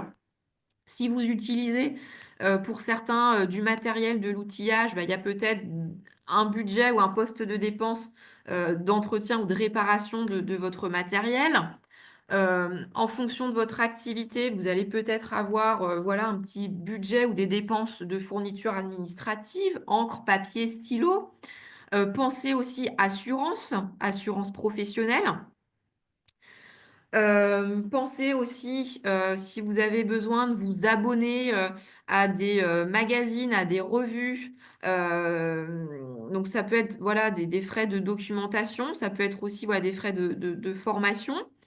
Bien évidemment, si vous faites appel à un expert comptable, à un avocat, eh bien, on aura des honoraires, voilà, à régler. Vous allez avoir ici vos dépenses de publicité. C'est les flyers que je fais imprimer, c'est les affiches que je vais apposer à des endroits stratégiques. Donc, bien évidemment, ma communication, ma publicité, elle a un coût. Ça peut être à la fois de la publicité print, mais ça peut être de la publicité web, hein, si vous faites aussi des posts ou des publications sponsorisées sur les réseaux sociaux, par exemple. On aura peut-être pour certains des frais de déplacement, des frais de transport pour aller à un salon, pour aller chez un fournisseur, bah, j'ai peut-être des frais de carburant ou j'ai peut-être des frais d'autoroute ou c'est peut-être un billet de train que je vais prendre. Donc ça va venir intégrer le poste de dépense frais de transport. Et puis, bah, bien évidemment, ça peut être aussi des frais, voilà, téléphonie, Internet.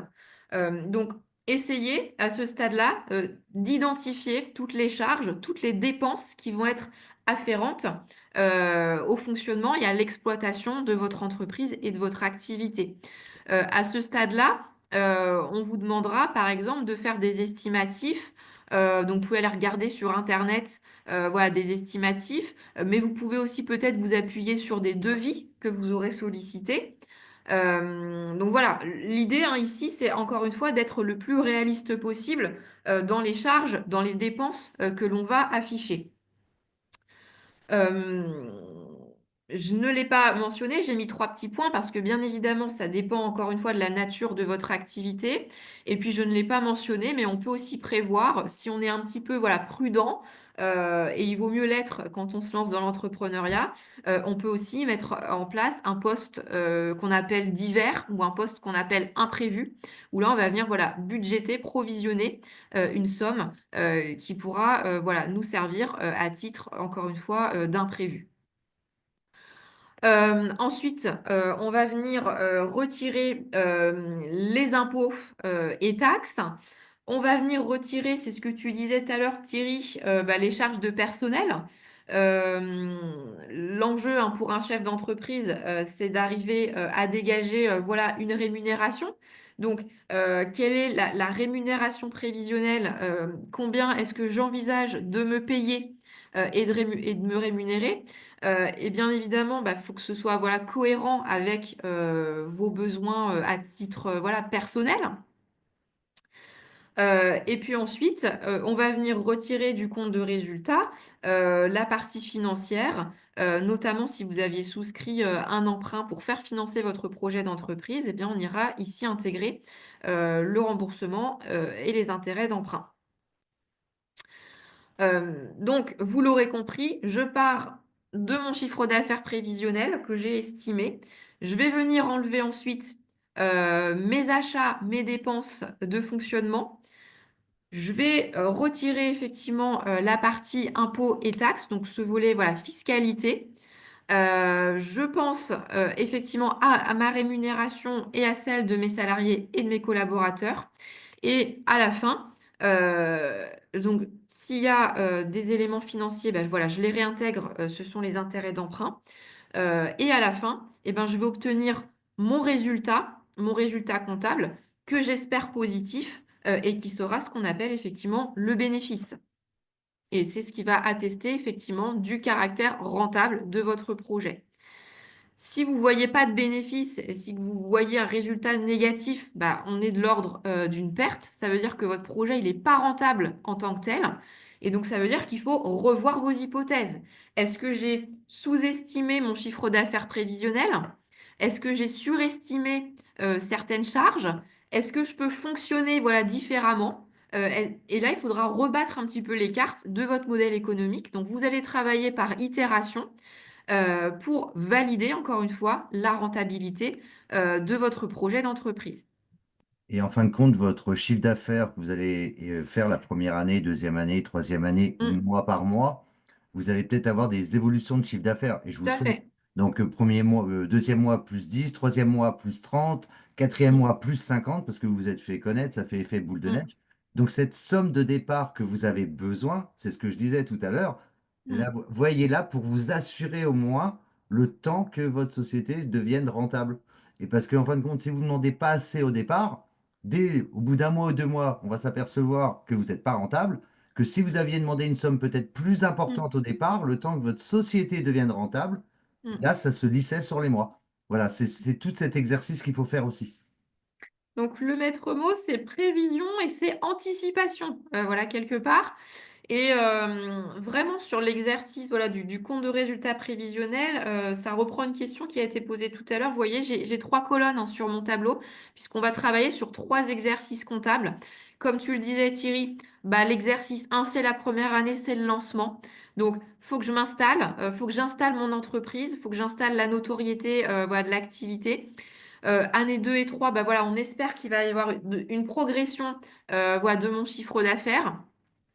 Progression certainement aussi de charges, notamment des charges variables. Voilà, je ne vais pas en parler ce soir, mais voilà, il y a des charges qui sont dites soit fixes, soit variables, encore une fois, en fonction, et qui vont être adaptées à votre volume d'activité. Et donc voilà, on va travailler sur 2 ans et sur 3 ans. Et donc voilà, tout l'enjeu, c'est de faire de la projection et c'est de tenir compte aussi bah, voilà, des efforts commerciaux, de communication que vous allez mettre en œuvre.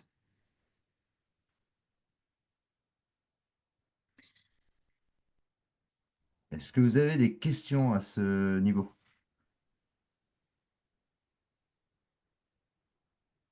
Je l'ai indiqué sur le PowerPoint en parlant de solde intermédiaire de gestion et en indiquant voilà, la marge brute, la valeur ajoutée, L'EBE, l'excédent brut d'exploitation, c'est ce qu'on appelle voilà, des soldes intermédiaires de gestion. Ce sont des indicateurs clés. En général, voilà, quand on travaille un compte de résultat prévisionnel, on est très vigilant sur ces indicateurs-là qui vont nous renseigner voilà, sur la performance de l'entreprise, la marge sur une activité commerciale, sur une activité de négoce. Voilà, c'est hyper important. Il vous faut un bon taux de marge. Donc, on mesure ici la performance de l'activité commerciale.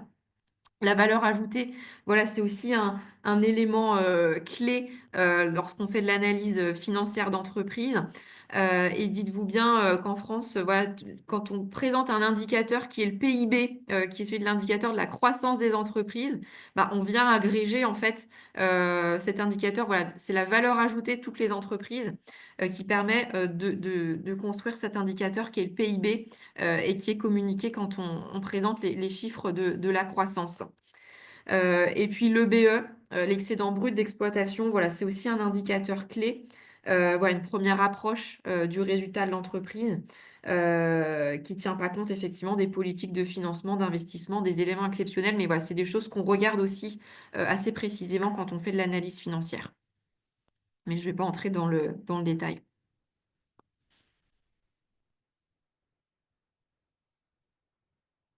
Est-ce que ça va pour ça? Est-ce qu'il y a des questions? Je m'inquiète un petit peu.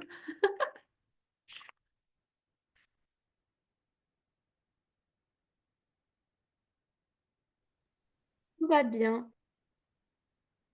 Est-ce que c'est des choses que vous aviez commencé à travailler? Je sais qu'il y a, voilà, des personnes qui se sont un petit peu mis au chiffre. Pas de questions pour Bon, je n'en Caroline, suis pour pas encore Rome. à cette étape-là. Comment? Je n'en suis pas encore à cette étape. Moi, je suis encore en train d'écrire mon projet. Donc, ce sont D'accord. des choses que je découvre et qui sont en train de m'aider actuellement. Hmm. Ok. C'est C'est possibilité. pas trop barbare pour vous? C'est un peu barbare à vrai dire, mais j'essaie de me retrouver quand même dans ce qui est dit. Et D'accord, puisqu'il y aura à un moment donné le document qui nous sera renvoyé, j'aurai la bien sûr, possibilité de lire et de bien sûr. pouvoir m'imprégner davantage de ce qui a été dit Ouais. Et et Très en fin de poser bien. des compte, questions. lire le tableau, voilà, quand on connaît, effectivement, c'est simple.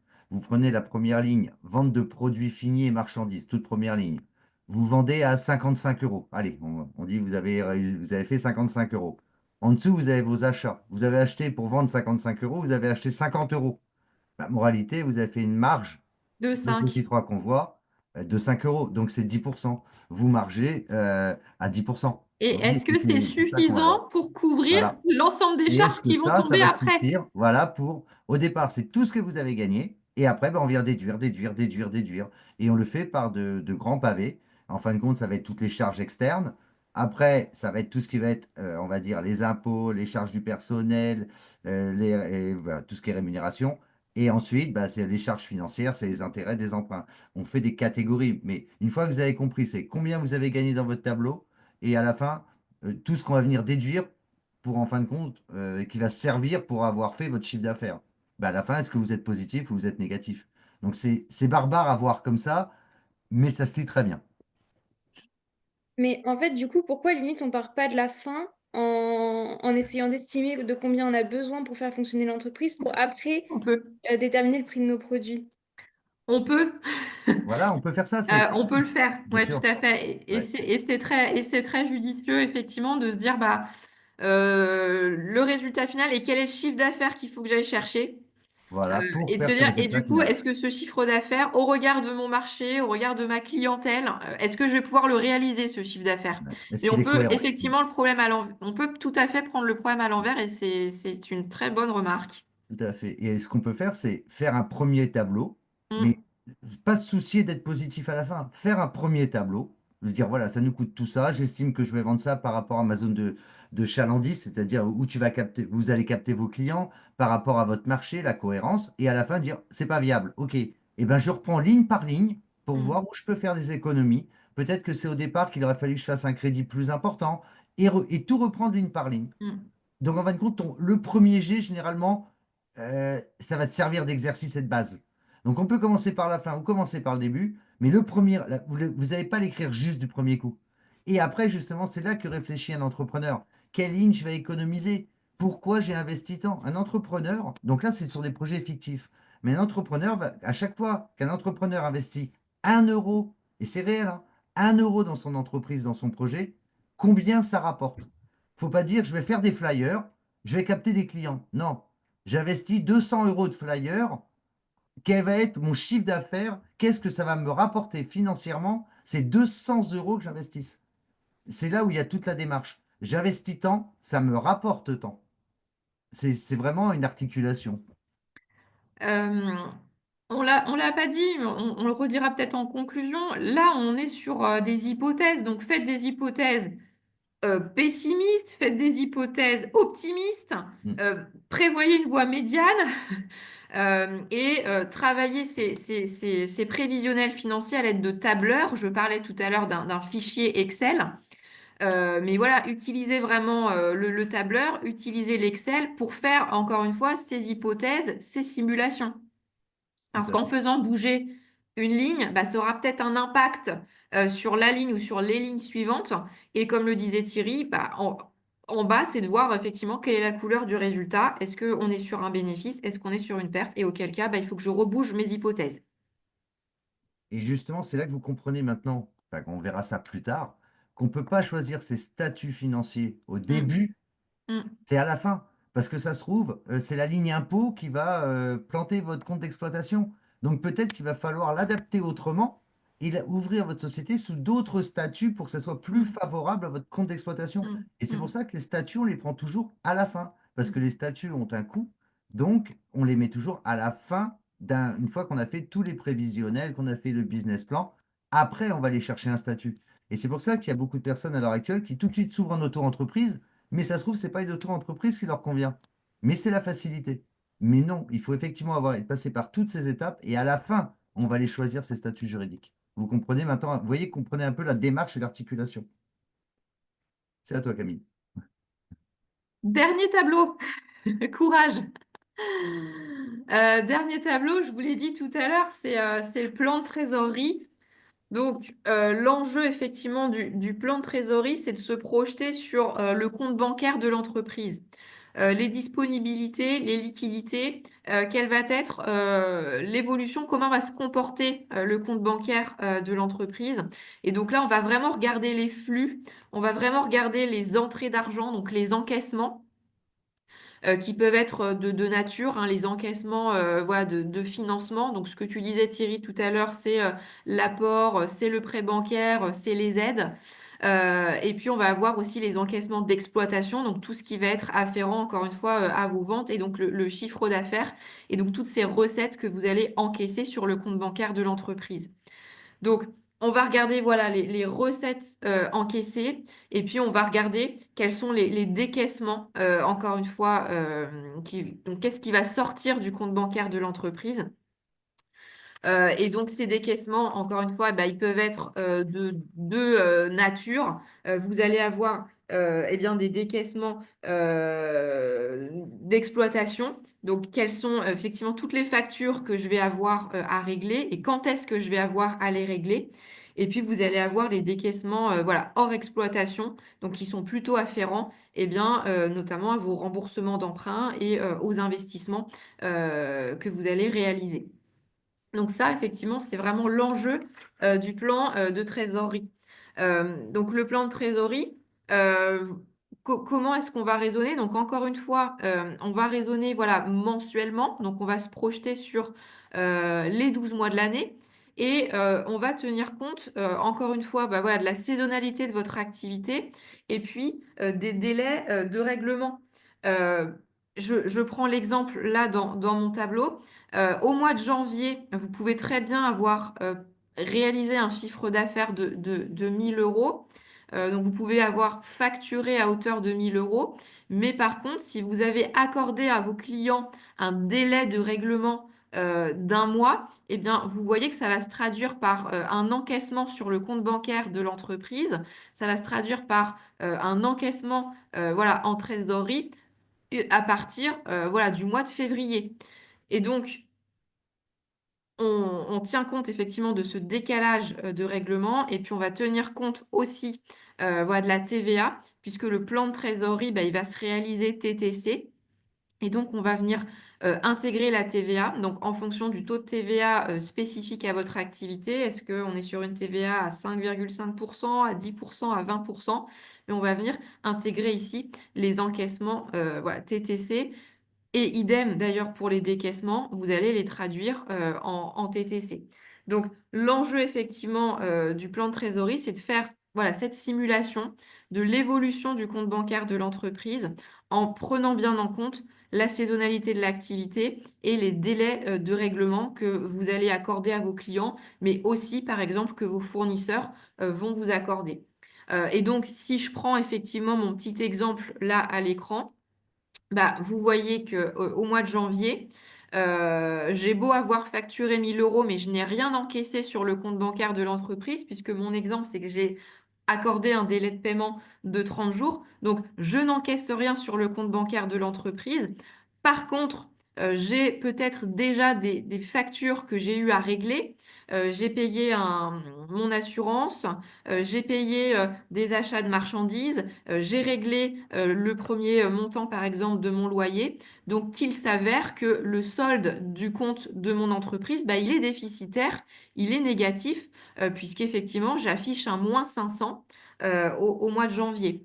Et donc, tout l'enjeu, voilà, c'est de faire cet exercice et c'est de se projeter cet exercice pour identifier comment va se comporter le solde du compte bancaire de l'entreprise, à quel mois effectivement je vais être dans le positif. Donc tant mieux, voilà, c'est bon signe et ça peut peut-être être pour moi un moment pour réaliser par exemple des investissements.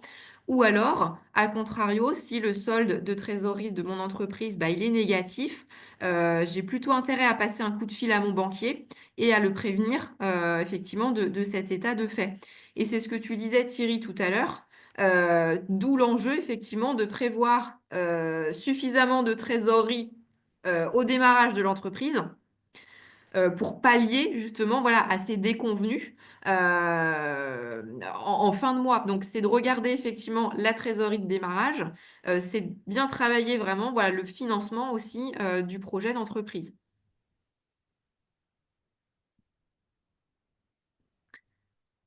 Est-ce que ce raisonnement-là, il vous paraît clair?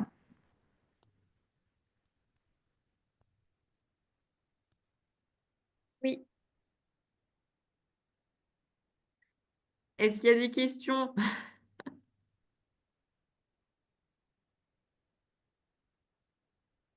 Je prends volontairement voilà, un exemple voilà, très, très simplifié.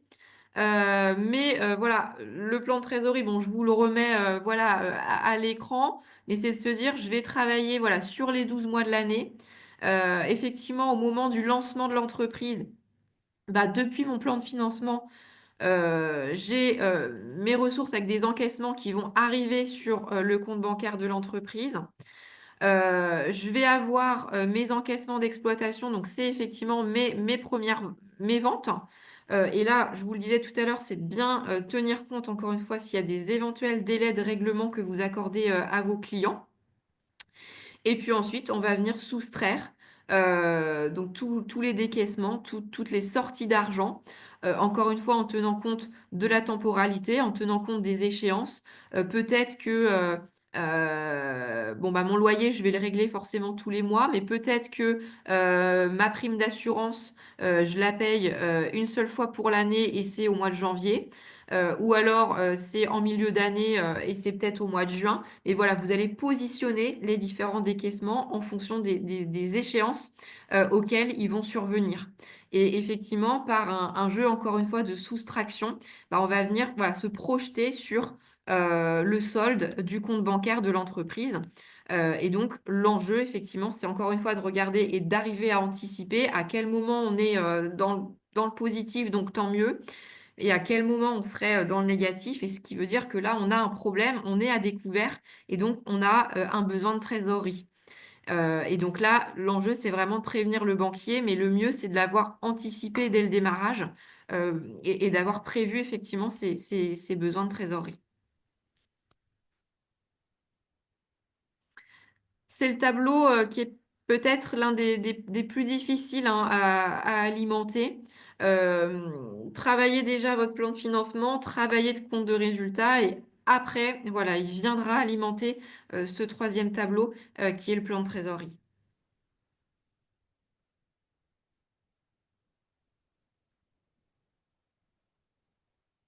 Thierry, est-ce que tu as un commentaire?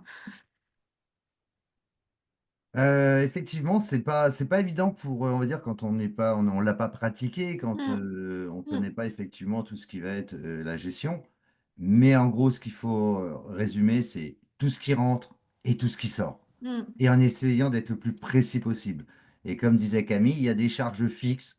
Vous allez payer toujours le même loyer tous les mois. Il va y avoir des charges que vous allez pouvoir fixer, c'est ce qu'on dit les charges fixes. Les charges, eh ben, on va dire, il y en a, on ne peut pas le savoir d'un mois sur l'autre. Par exemple, je prends un exemple, quelqu'un qui ouvre une société d'auto-école, il sait combien il paye de location de voiture pour faire passer les candidats. Par contre, en fonction des candidats, il ne sait pas combien il va consommer de carburant. hmm, S'il a 5 candidats, ça va être différent si le mois hmm, d'après, il en a 20.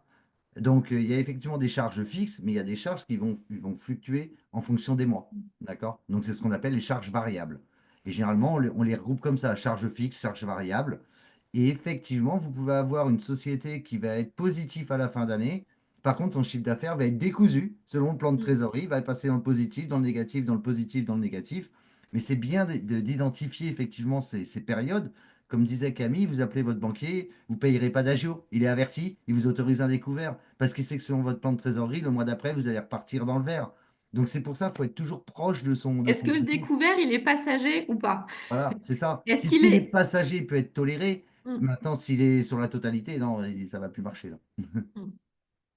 Mais il faut toujours avoir une communication et ce plan de trésorerie vous aide justement à piloter votre compte d'exploitation. Ça vous aide à le piloter, à savoir les mois où vous allez pouvoir faire peut-être des investissements et d'autres mois où il ne faut surtout pas le faire. Ou peut-être anticiper pour dire, oula, là je vais être dans le rouge, qu'est-ce que je fais pour pas y être? Voilà, et vous commencez à piloter votre compte d'exploitation. Ce que je voulais aussi vous dire, quand on travaille sur des prévisionnels financiers, on n'est pas sur une approche, on fait pas de la comptabilité, voilà, non plus. Donc, on raisonne, encore une fois, sur des grandes masses. Donc, on va pas vous demander d'être à l'euro près ou on va pas vous demander d'être au centime près, là où le sera votre expert comptable. Donc, là, l'enjeu ici, c'est vraiment de faire de la projection, c'est de faire des prévisions, mais encore une fois, en raisonnant sur des grandes masses et en s'attardant sur des éléments décisifs de la vie d'une entreprise. Donc, je dirais que la facture à 15,22 €, c'est quelque chose Oui. peut-être d'anecdotique ou d'exceptionnel, et donc elle ne sera pas à intégrer dans vos prévisionnels financiers. On n'est pas dans ce niveau de détail-là. Encore une fois, grande masse et éléments voilà, décisifs et significatifs pour l'entreprise. Et vous dire aussi, encore une fois, que ces outils-là, tableur, voilà, faites de l'Excel. L'enjeu, c'est de pouvoir automatiser les calculs, c'est de pouvoir passer d'un tableau à l'autre, c'est de pouvoir faire des scénarios optimistes, pessimistes, réalistes, et puis retenez la voie médiane pour ce que vous allez présenter dans votre business plan Créa Campus. Essayez de penser à tout ce que vous pouvez y intégrer, tout ce que vous pouvez intégrer dans les grandes lignes. En sachant que ça, c'est vraiment pour aller chercher du financier, c'est pour aller convaincre un banquier, c'est pour prouver à un jury que votre projet il est viable. Mais sincèrement, dès les premiers mois, voire ouais, même dès les premiers mois, vous verrez que le plan de trésorerie et tout ce que vous allez poser en hypothèse, ça va évoluer très très vite, ça évolue tout le temps. Et c'est très très rare que tout ce que vous aurez écrit au départ d'un projet, ça soit écrit à la ligne 3 ans après, quoi. Exactement la C'est, même chose, hein. C'est c'est les pas mots figé, n'existent c'est pas. pas gravé dans le Ah marbre, oui, hein. c'est pas figé, hein. C'est Mm. vraiment pas figé. Ça vous aide à convaincre et à lancer votre projet. Par contre, c'est pas du tout figé ouais, dans le marbre, hein. Ça évolue très très vite. Il suffit d'un contexte économique défavorable et voilà, et ça va être une catastrophe.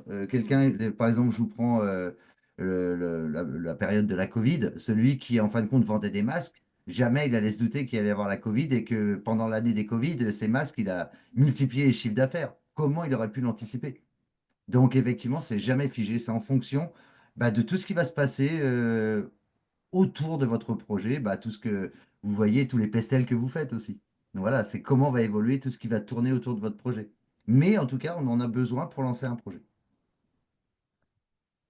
Je vous l'ai mis dans le support, mais allez regarder sur Internet, CCI France, BPI France Création, vous Mm. retrouverez ces modèles de prévisionnel financier, sensiblement les mêmes que ceux que je viens de vous présenter, parce que bah, voilà, ce sont des documents qui sont normés et qui se ressemblent tous.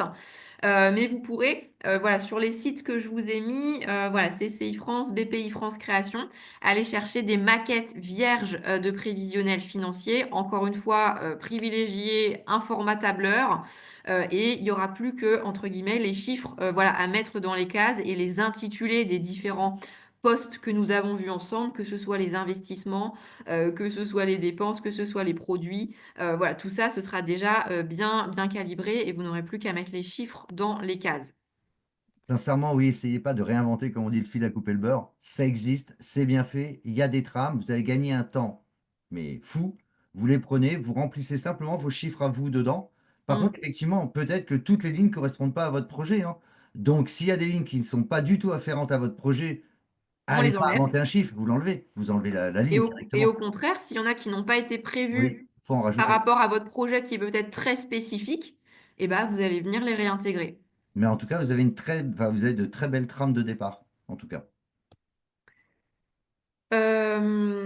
On l'a pas dit, mais voilà, dans les petits conseils sur les prévisionnels financiers, si c'est possible, regardez les comptes des concurrents, regardez les chiffres voilà, de vos concurrents. Si vous arrivez à trouver un chiffre d'affaires prévisionnel, pardon, un chiffre d'affaires qui est communiqué par vos concurrents, parfois sur les sites d'information juridique ou économique, ça peut vous permettre de vous dire, ah bah tiens, là, le chiffre d'affaires prévisionnel que j'ai prévu, il est complètement pas réaliste, ou alors, si voilà, je suis dans les clous. Mais ça peut vous permettre aussi, voilà, de valider, la réalité financière des données que vous allez, indiquer. Mais en fin de compte, il faut être logique dans votre chiffre d'affaires. Je reprends encore le cas de l'auto-école. Il va s'appuyer sur quoi? Sur son marché. Il sait qu'il y a tant de permis B, admettons, si on parle des permis B, il y a tant de permis B qui sont vendus au national. OK, donc il se dit par auto-école, par centre de formation, ça fait combien? Donc c'est ma base. Après, il regarde dans sa zone de chalandise où lui, Il, il va il sait œuvrer. qu'il est placé à côté d'un lycée. Voilà. Et voilà, et vous prenez tous les paramètres. Et admettons, moi, je suis dans une zone, je suis en centre Val-de-Loire. Ah, je suis 10% par rapport à la norme nationale. OK, Mm, donc ça, je rentre en ligne de compte. mm, En plus, je vais m'implanter à côté d'un lycée. Ah, génial. Bah là, je vais faire pactole. Donc, j'estime que je vais faire 10% de plus. Et ainsi de suite, et ainsi de suite. Et à la fin, ça vous donne un nombre de permis de conduire. Si vous partez sur une base de 20 heures, je sais pas, 800 euros, 1000 euros, vous le multipliez, vous avez votre chiffre d'affaires. Et vous faites pareil pour les permis accélérés, les permis A. Donc en gros, ce que je suis en train de vous dire, c'est dans votre société, vous avez tout, si vous avez bien fait votre étude de marché, si vous avez bien regardé le contexte où est-ce que vous allez œuvrer, vous pouvez répondre déjà à une grosse partie de votre chiffre d'affaires. Voilà. Donc, ce n'est pas des chiffres qui sortent du chapeau, ça a été réfléchi avant. Et ça, on le retrouve après dans le compte d'exploitation. Donc en fin de compte, on le voit tout de suite si c'était du surréaliste ou ça a été réfléchi. mm. Et comme je vous dis, c'est un produit, enfin, vous êtes sur des projets fictifs pour Créa Campus, en tout cas pour les étudiants et les étudiantes de Créa Campus. Donc, si vous avez besoin de dire que vous mettez même 10 000 € d'apport, ça passera. On est quatre, on met chacun 2 500 €, on a 10 000 €. On vous demandera jamais de les mettre. C'est un projet fictif. Voilà. Donc, n'hésitez pas surtout. Alors, les attendus sur Créa Campus, et Thierry, je pense que tu pourras compléter, c'est la dernière slide hein, de la soirée. On les attend, les prévisionnels Ouais. financiers, donc ne faites pas l'impasse sur les prévisionnels financiers. Je vous l'ai dit en introduction tout à l'heure, c'est un incontournable du business plan. C'est les 20% du business plan, mais voilà, il faut qu'ils y soient, cette partie prévisionnelle chiffrée. Sinon, vous allez perdre des points, je dirais un peu bêtement. Et ce qu'on attend aussi sur Créa Campus, c'est pas tellement le chiffre juste dans la case, c'est le raisonnement que vous allez emprunter pour arriver à ce chiffre. Comment vous avez raisonné? Quelles sont les hypothèses que vous avez prises? On se doute bien que vous n'êtes pas des comptables. On se doute bien, voilà, que c'est pas forcément l'appétence qui est la vôtre, mais d'avoir fait l'effort du calcul, du raisonnement, quel chemin vous avez pris pour afficher un chiffre d'affaires prévisionnel, c'est surtout ça qui nous intéresse. Et ce qui nous intéresse aussi, c'est le caractère crédible et réaliste des choses que vous allez nous indiquer. Un chiffre d'affaires, derrière, bah, c'est un nombre de clients, c'est un nombre de ventes voilà, que vous allez réaliser. Et je dirais que ça doit être cohérent, encore une fois, avec un marché, avec voilà, un besoin et une part de marché que vous allez capter. Donc, soyez voilà, crédible, soyez réaliste, soyez raisonnable. Et effectivement, le genre de questions que vous pouvez avoir, ça va être expliquez-nous comment vous avez écrit la ligne des frais de personnel. Si vous nous dites que vous embauchez 20 personnes et que vous avez mis que 20 000 euros en frais de personnel, c'est réaliste, on le voit tout de suite. C'est absolument pas possible. Vous payez une personne 2 000 euros, brut chargé 3 500. Parce que, attention, il y a le brut chargé. Quand vous payez aussi des charges sur les salaires. Donc 3 500 multiplié par 12, déjà par 10, ça fait 35 000 pour une personne. Donc 40 000 même pour 5 personnes, ça passerait pas, quoi. Donc voilà, quand on dit réaliste, c'est qu'on voit que vous avez un peu réfléchi quand même dessus, quoi. On vous demande pas d'être juste, vous n'êtes pas comptable, mais de se dire, voilà, dans mes salaires, je prends 3 personnes, je compte en payer une 2 000, l'autre, je sais pas, 1 800, 3 000. Je multiplie par 1,5 pour le brut chargé et je multiplie par 12 mois. Voilà combien va me coûter une personne. Voilà, c'est juste être réaliste. On vous demande même pas de savoir si vous avez trouvé la personne, si c'est à peu près la fourchette vraiment à laquelle on embauche ce genre enfin, en tout cas de collaborateurs. Là, on va pas aller jusque-là, quoi. D'accord? Mais Mm. soyez au moins réalistes, quoi. Est-ce qu'il y a des questions? Est-ce que certains... J'espère que vous ne vous êtes pas endormis derrière votre écran d'ordinateur. J'espère non plus que je ne vous ai pas fait peur. Mon propos, c'était absolument pas de vous effrayer. Encore une fois, Créa Campus, ça se veut pédagogique. Donc, je voulais surtout pas vous On faire n'en peur a eu sur des pas cette du tout dans le Slack, partie. donc c'est la messagerie, donc c'est que ça va bien, alors. C'est que ça va. On les a pas trop perdus. En sachant que c'est, comme je vous dis, hein, c'est la partie ouais, la plus barbare de votre business plan. C'est souvent là aux étudiants, autant faire un projet, où est-ce que je vais travailler, quelle est ma concurrence, réinventer votre produit et tout ça, ça marche, c'est toujours génial. Après, quand on arrive sur les chiffres, ouais, c'est un peu plus dur, quoi. Donc, c'était pas facile, Camille, l'exercice. Pas facile du tout. Donc, j'espère que c'est bien passé pour tout le monde. Non, on vous a pas perdu? Allumez les micros, qu'on se Non, sente ça un peu va. moins seul avec Thierry. Ah, Moi, j'ai quand même une petite question. Alors, on vous écoute pour la question. Dans le prévisionnel financier, du coup, on voit les choses mois par mois, donc sur 3 ans. Mais du coup, le premier mois, il correspond à quand? Alors, le premier mois, il va commencer. Alors, sur le plan de financement, tu vas pas le faire mois par mois, d'accord? Mais c'est sur les autres tableaux, sur ton compte Ouais, de pour le chiffre résultat, d'affaires. sur ton compte de résultat prévisionnel. Donc, tu travailles ton chiffre d'affaires, bah, c'est le premier jour du jour de de l'ouverture de l'ouverture, ouais. l'entreprise. Donc, par exemple, la phase de prototypage qui peut nécessiter des coûts mais qui engendrera pas de revenus, il faut qu'elle figure sur le prévisionnel financier. Il faut qu'elle figure sur le prévisionnel financier parce que ta phase de prototypage, ça va te demander peut-être des ressources matérielles, humaines. Et donc ça, il faut effectivement qu'on le voit. Ok, Même merci. si tout de suite, tu n'auras pas tout de suite un premier chiffre d'affaires qui va arriver. Mais c'est comment je fais financer ça? Et tu vois, c'est une question très pertinente parce que tu peux présenter aussi un rétro-planning de ton projet. Mm, Là, je suis en phase prototypage, là, je suis en phase, et ça va me coûter tant sur le prototypage. On peut rajouter encore ce genre mm. de graphique avec effectivement un rétro-planning. Tout à fait. Ok, super, merci. De rien. Elliot, je sais pas si le micro il est revenu. Ça, je sais pas si vous m'entendez. Si, Ça si, on t'entend marche. très bien, Elliot. Ok, parfait. Non, C'est bon c'est pourquoi? très clair. Non, c'est très clair, ouais, ça va. D'accord, c'est cool. C'est cool. Et n'hésitez pas, franchement, il y a plein de bonnes choses qui sont faites sur la CCI, BPI, même sur sur les anciens Créa Campus. Enfin, vous avez des ressources un peu partout. Exploitez-les, exploitez-les, exploitez-les. Et ça va pour toi, ton stage, Elliot, en ce moment? Tu as pris contact avec Jean-Sébastien? Oui, c'est parfait. C'est On a bon? eu un premier rendez-vous et ça se passe bien. Il Eh m'a ben, c'est donné super. plein de trucs à faire. Tu me feras un retour par mail. Pas de souci. D'accord? Pas de souci. Merci, Elliot. Pas de souci. Lucille, Gabriel, Ambre, Carole, Carole, Anne, j'espère que je me trompe pas. Oui, c'est Caroline, c'est ça. Ouais, super. Ça va, ça a été, on vous a pas trop perdu? Non, en vrai, ça allait. Moi, c'était des piqûres de rappel de mes cours de compta en BTS. Donc, Ah, Ah, cool. super, Ça va. Caroline. donc ça rappelle des souvenirs. Bon. Mais du coup, oui, c'est vrai que vu que moi, j'ai le SNE, bah, c'est vrai que ça m'inquiétait un peu par rapport à Créa Campus. Parce que je me dis, le concours, je crois, c'est mois de mars. Et du coup, ça me Ouais. paraît un peu court. Mais Non, bon. mais en fin de compte, Créa Campus, le SNE, on peut s'y présenter, on peut présenter Créa Campus, c'est pas une obligation. Quand on a le SNE, on travaille essentiellement déjà sur son projet. Oui, c'est pour ça. Voilà, et si on a envie d'aller titiller Créa Campus, ben on va titiller Créa Hmm. Campus, il n'y a pas de problème. Mais Ouais. effectivement, après, il va y avoir le prix des pépites aussi pour ceux qui ont le SNE.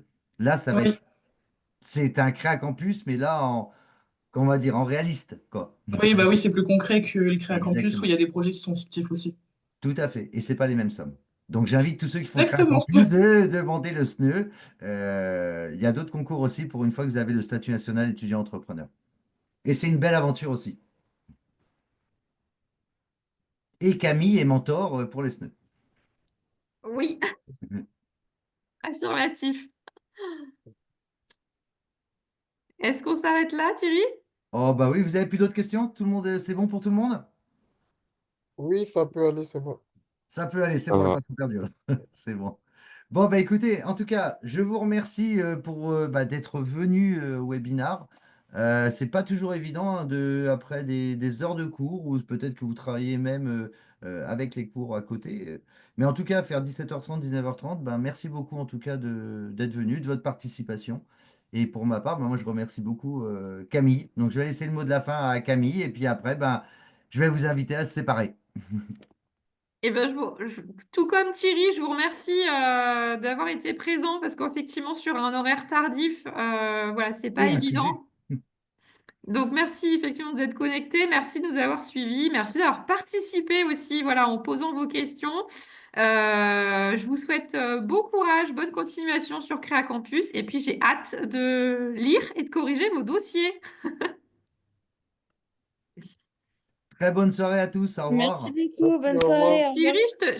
je te garde 5 minutes.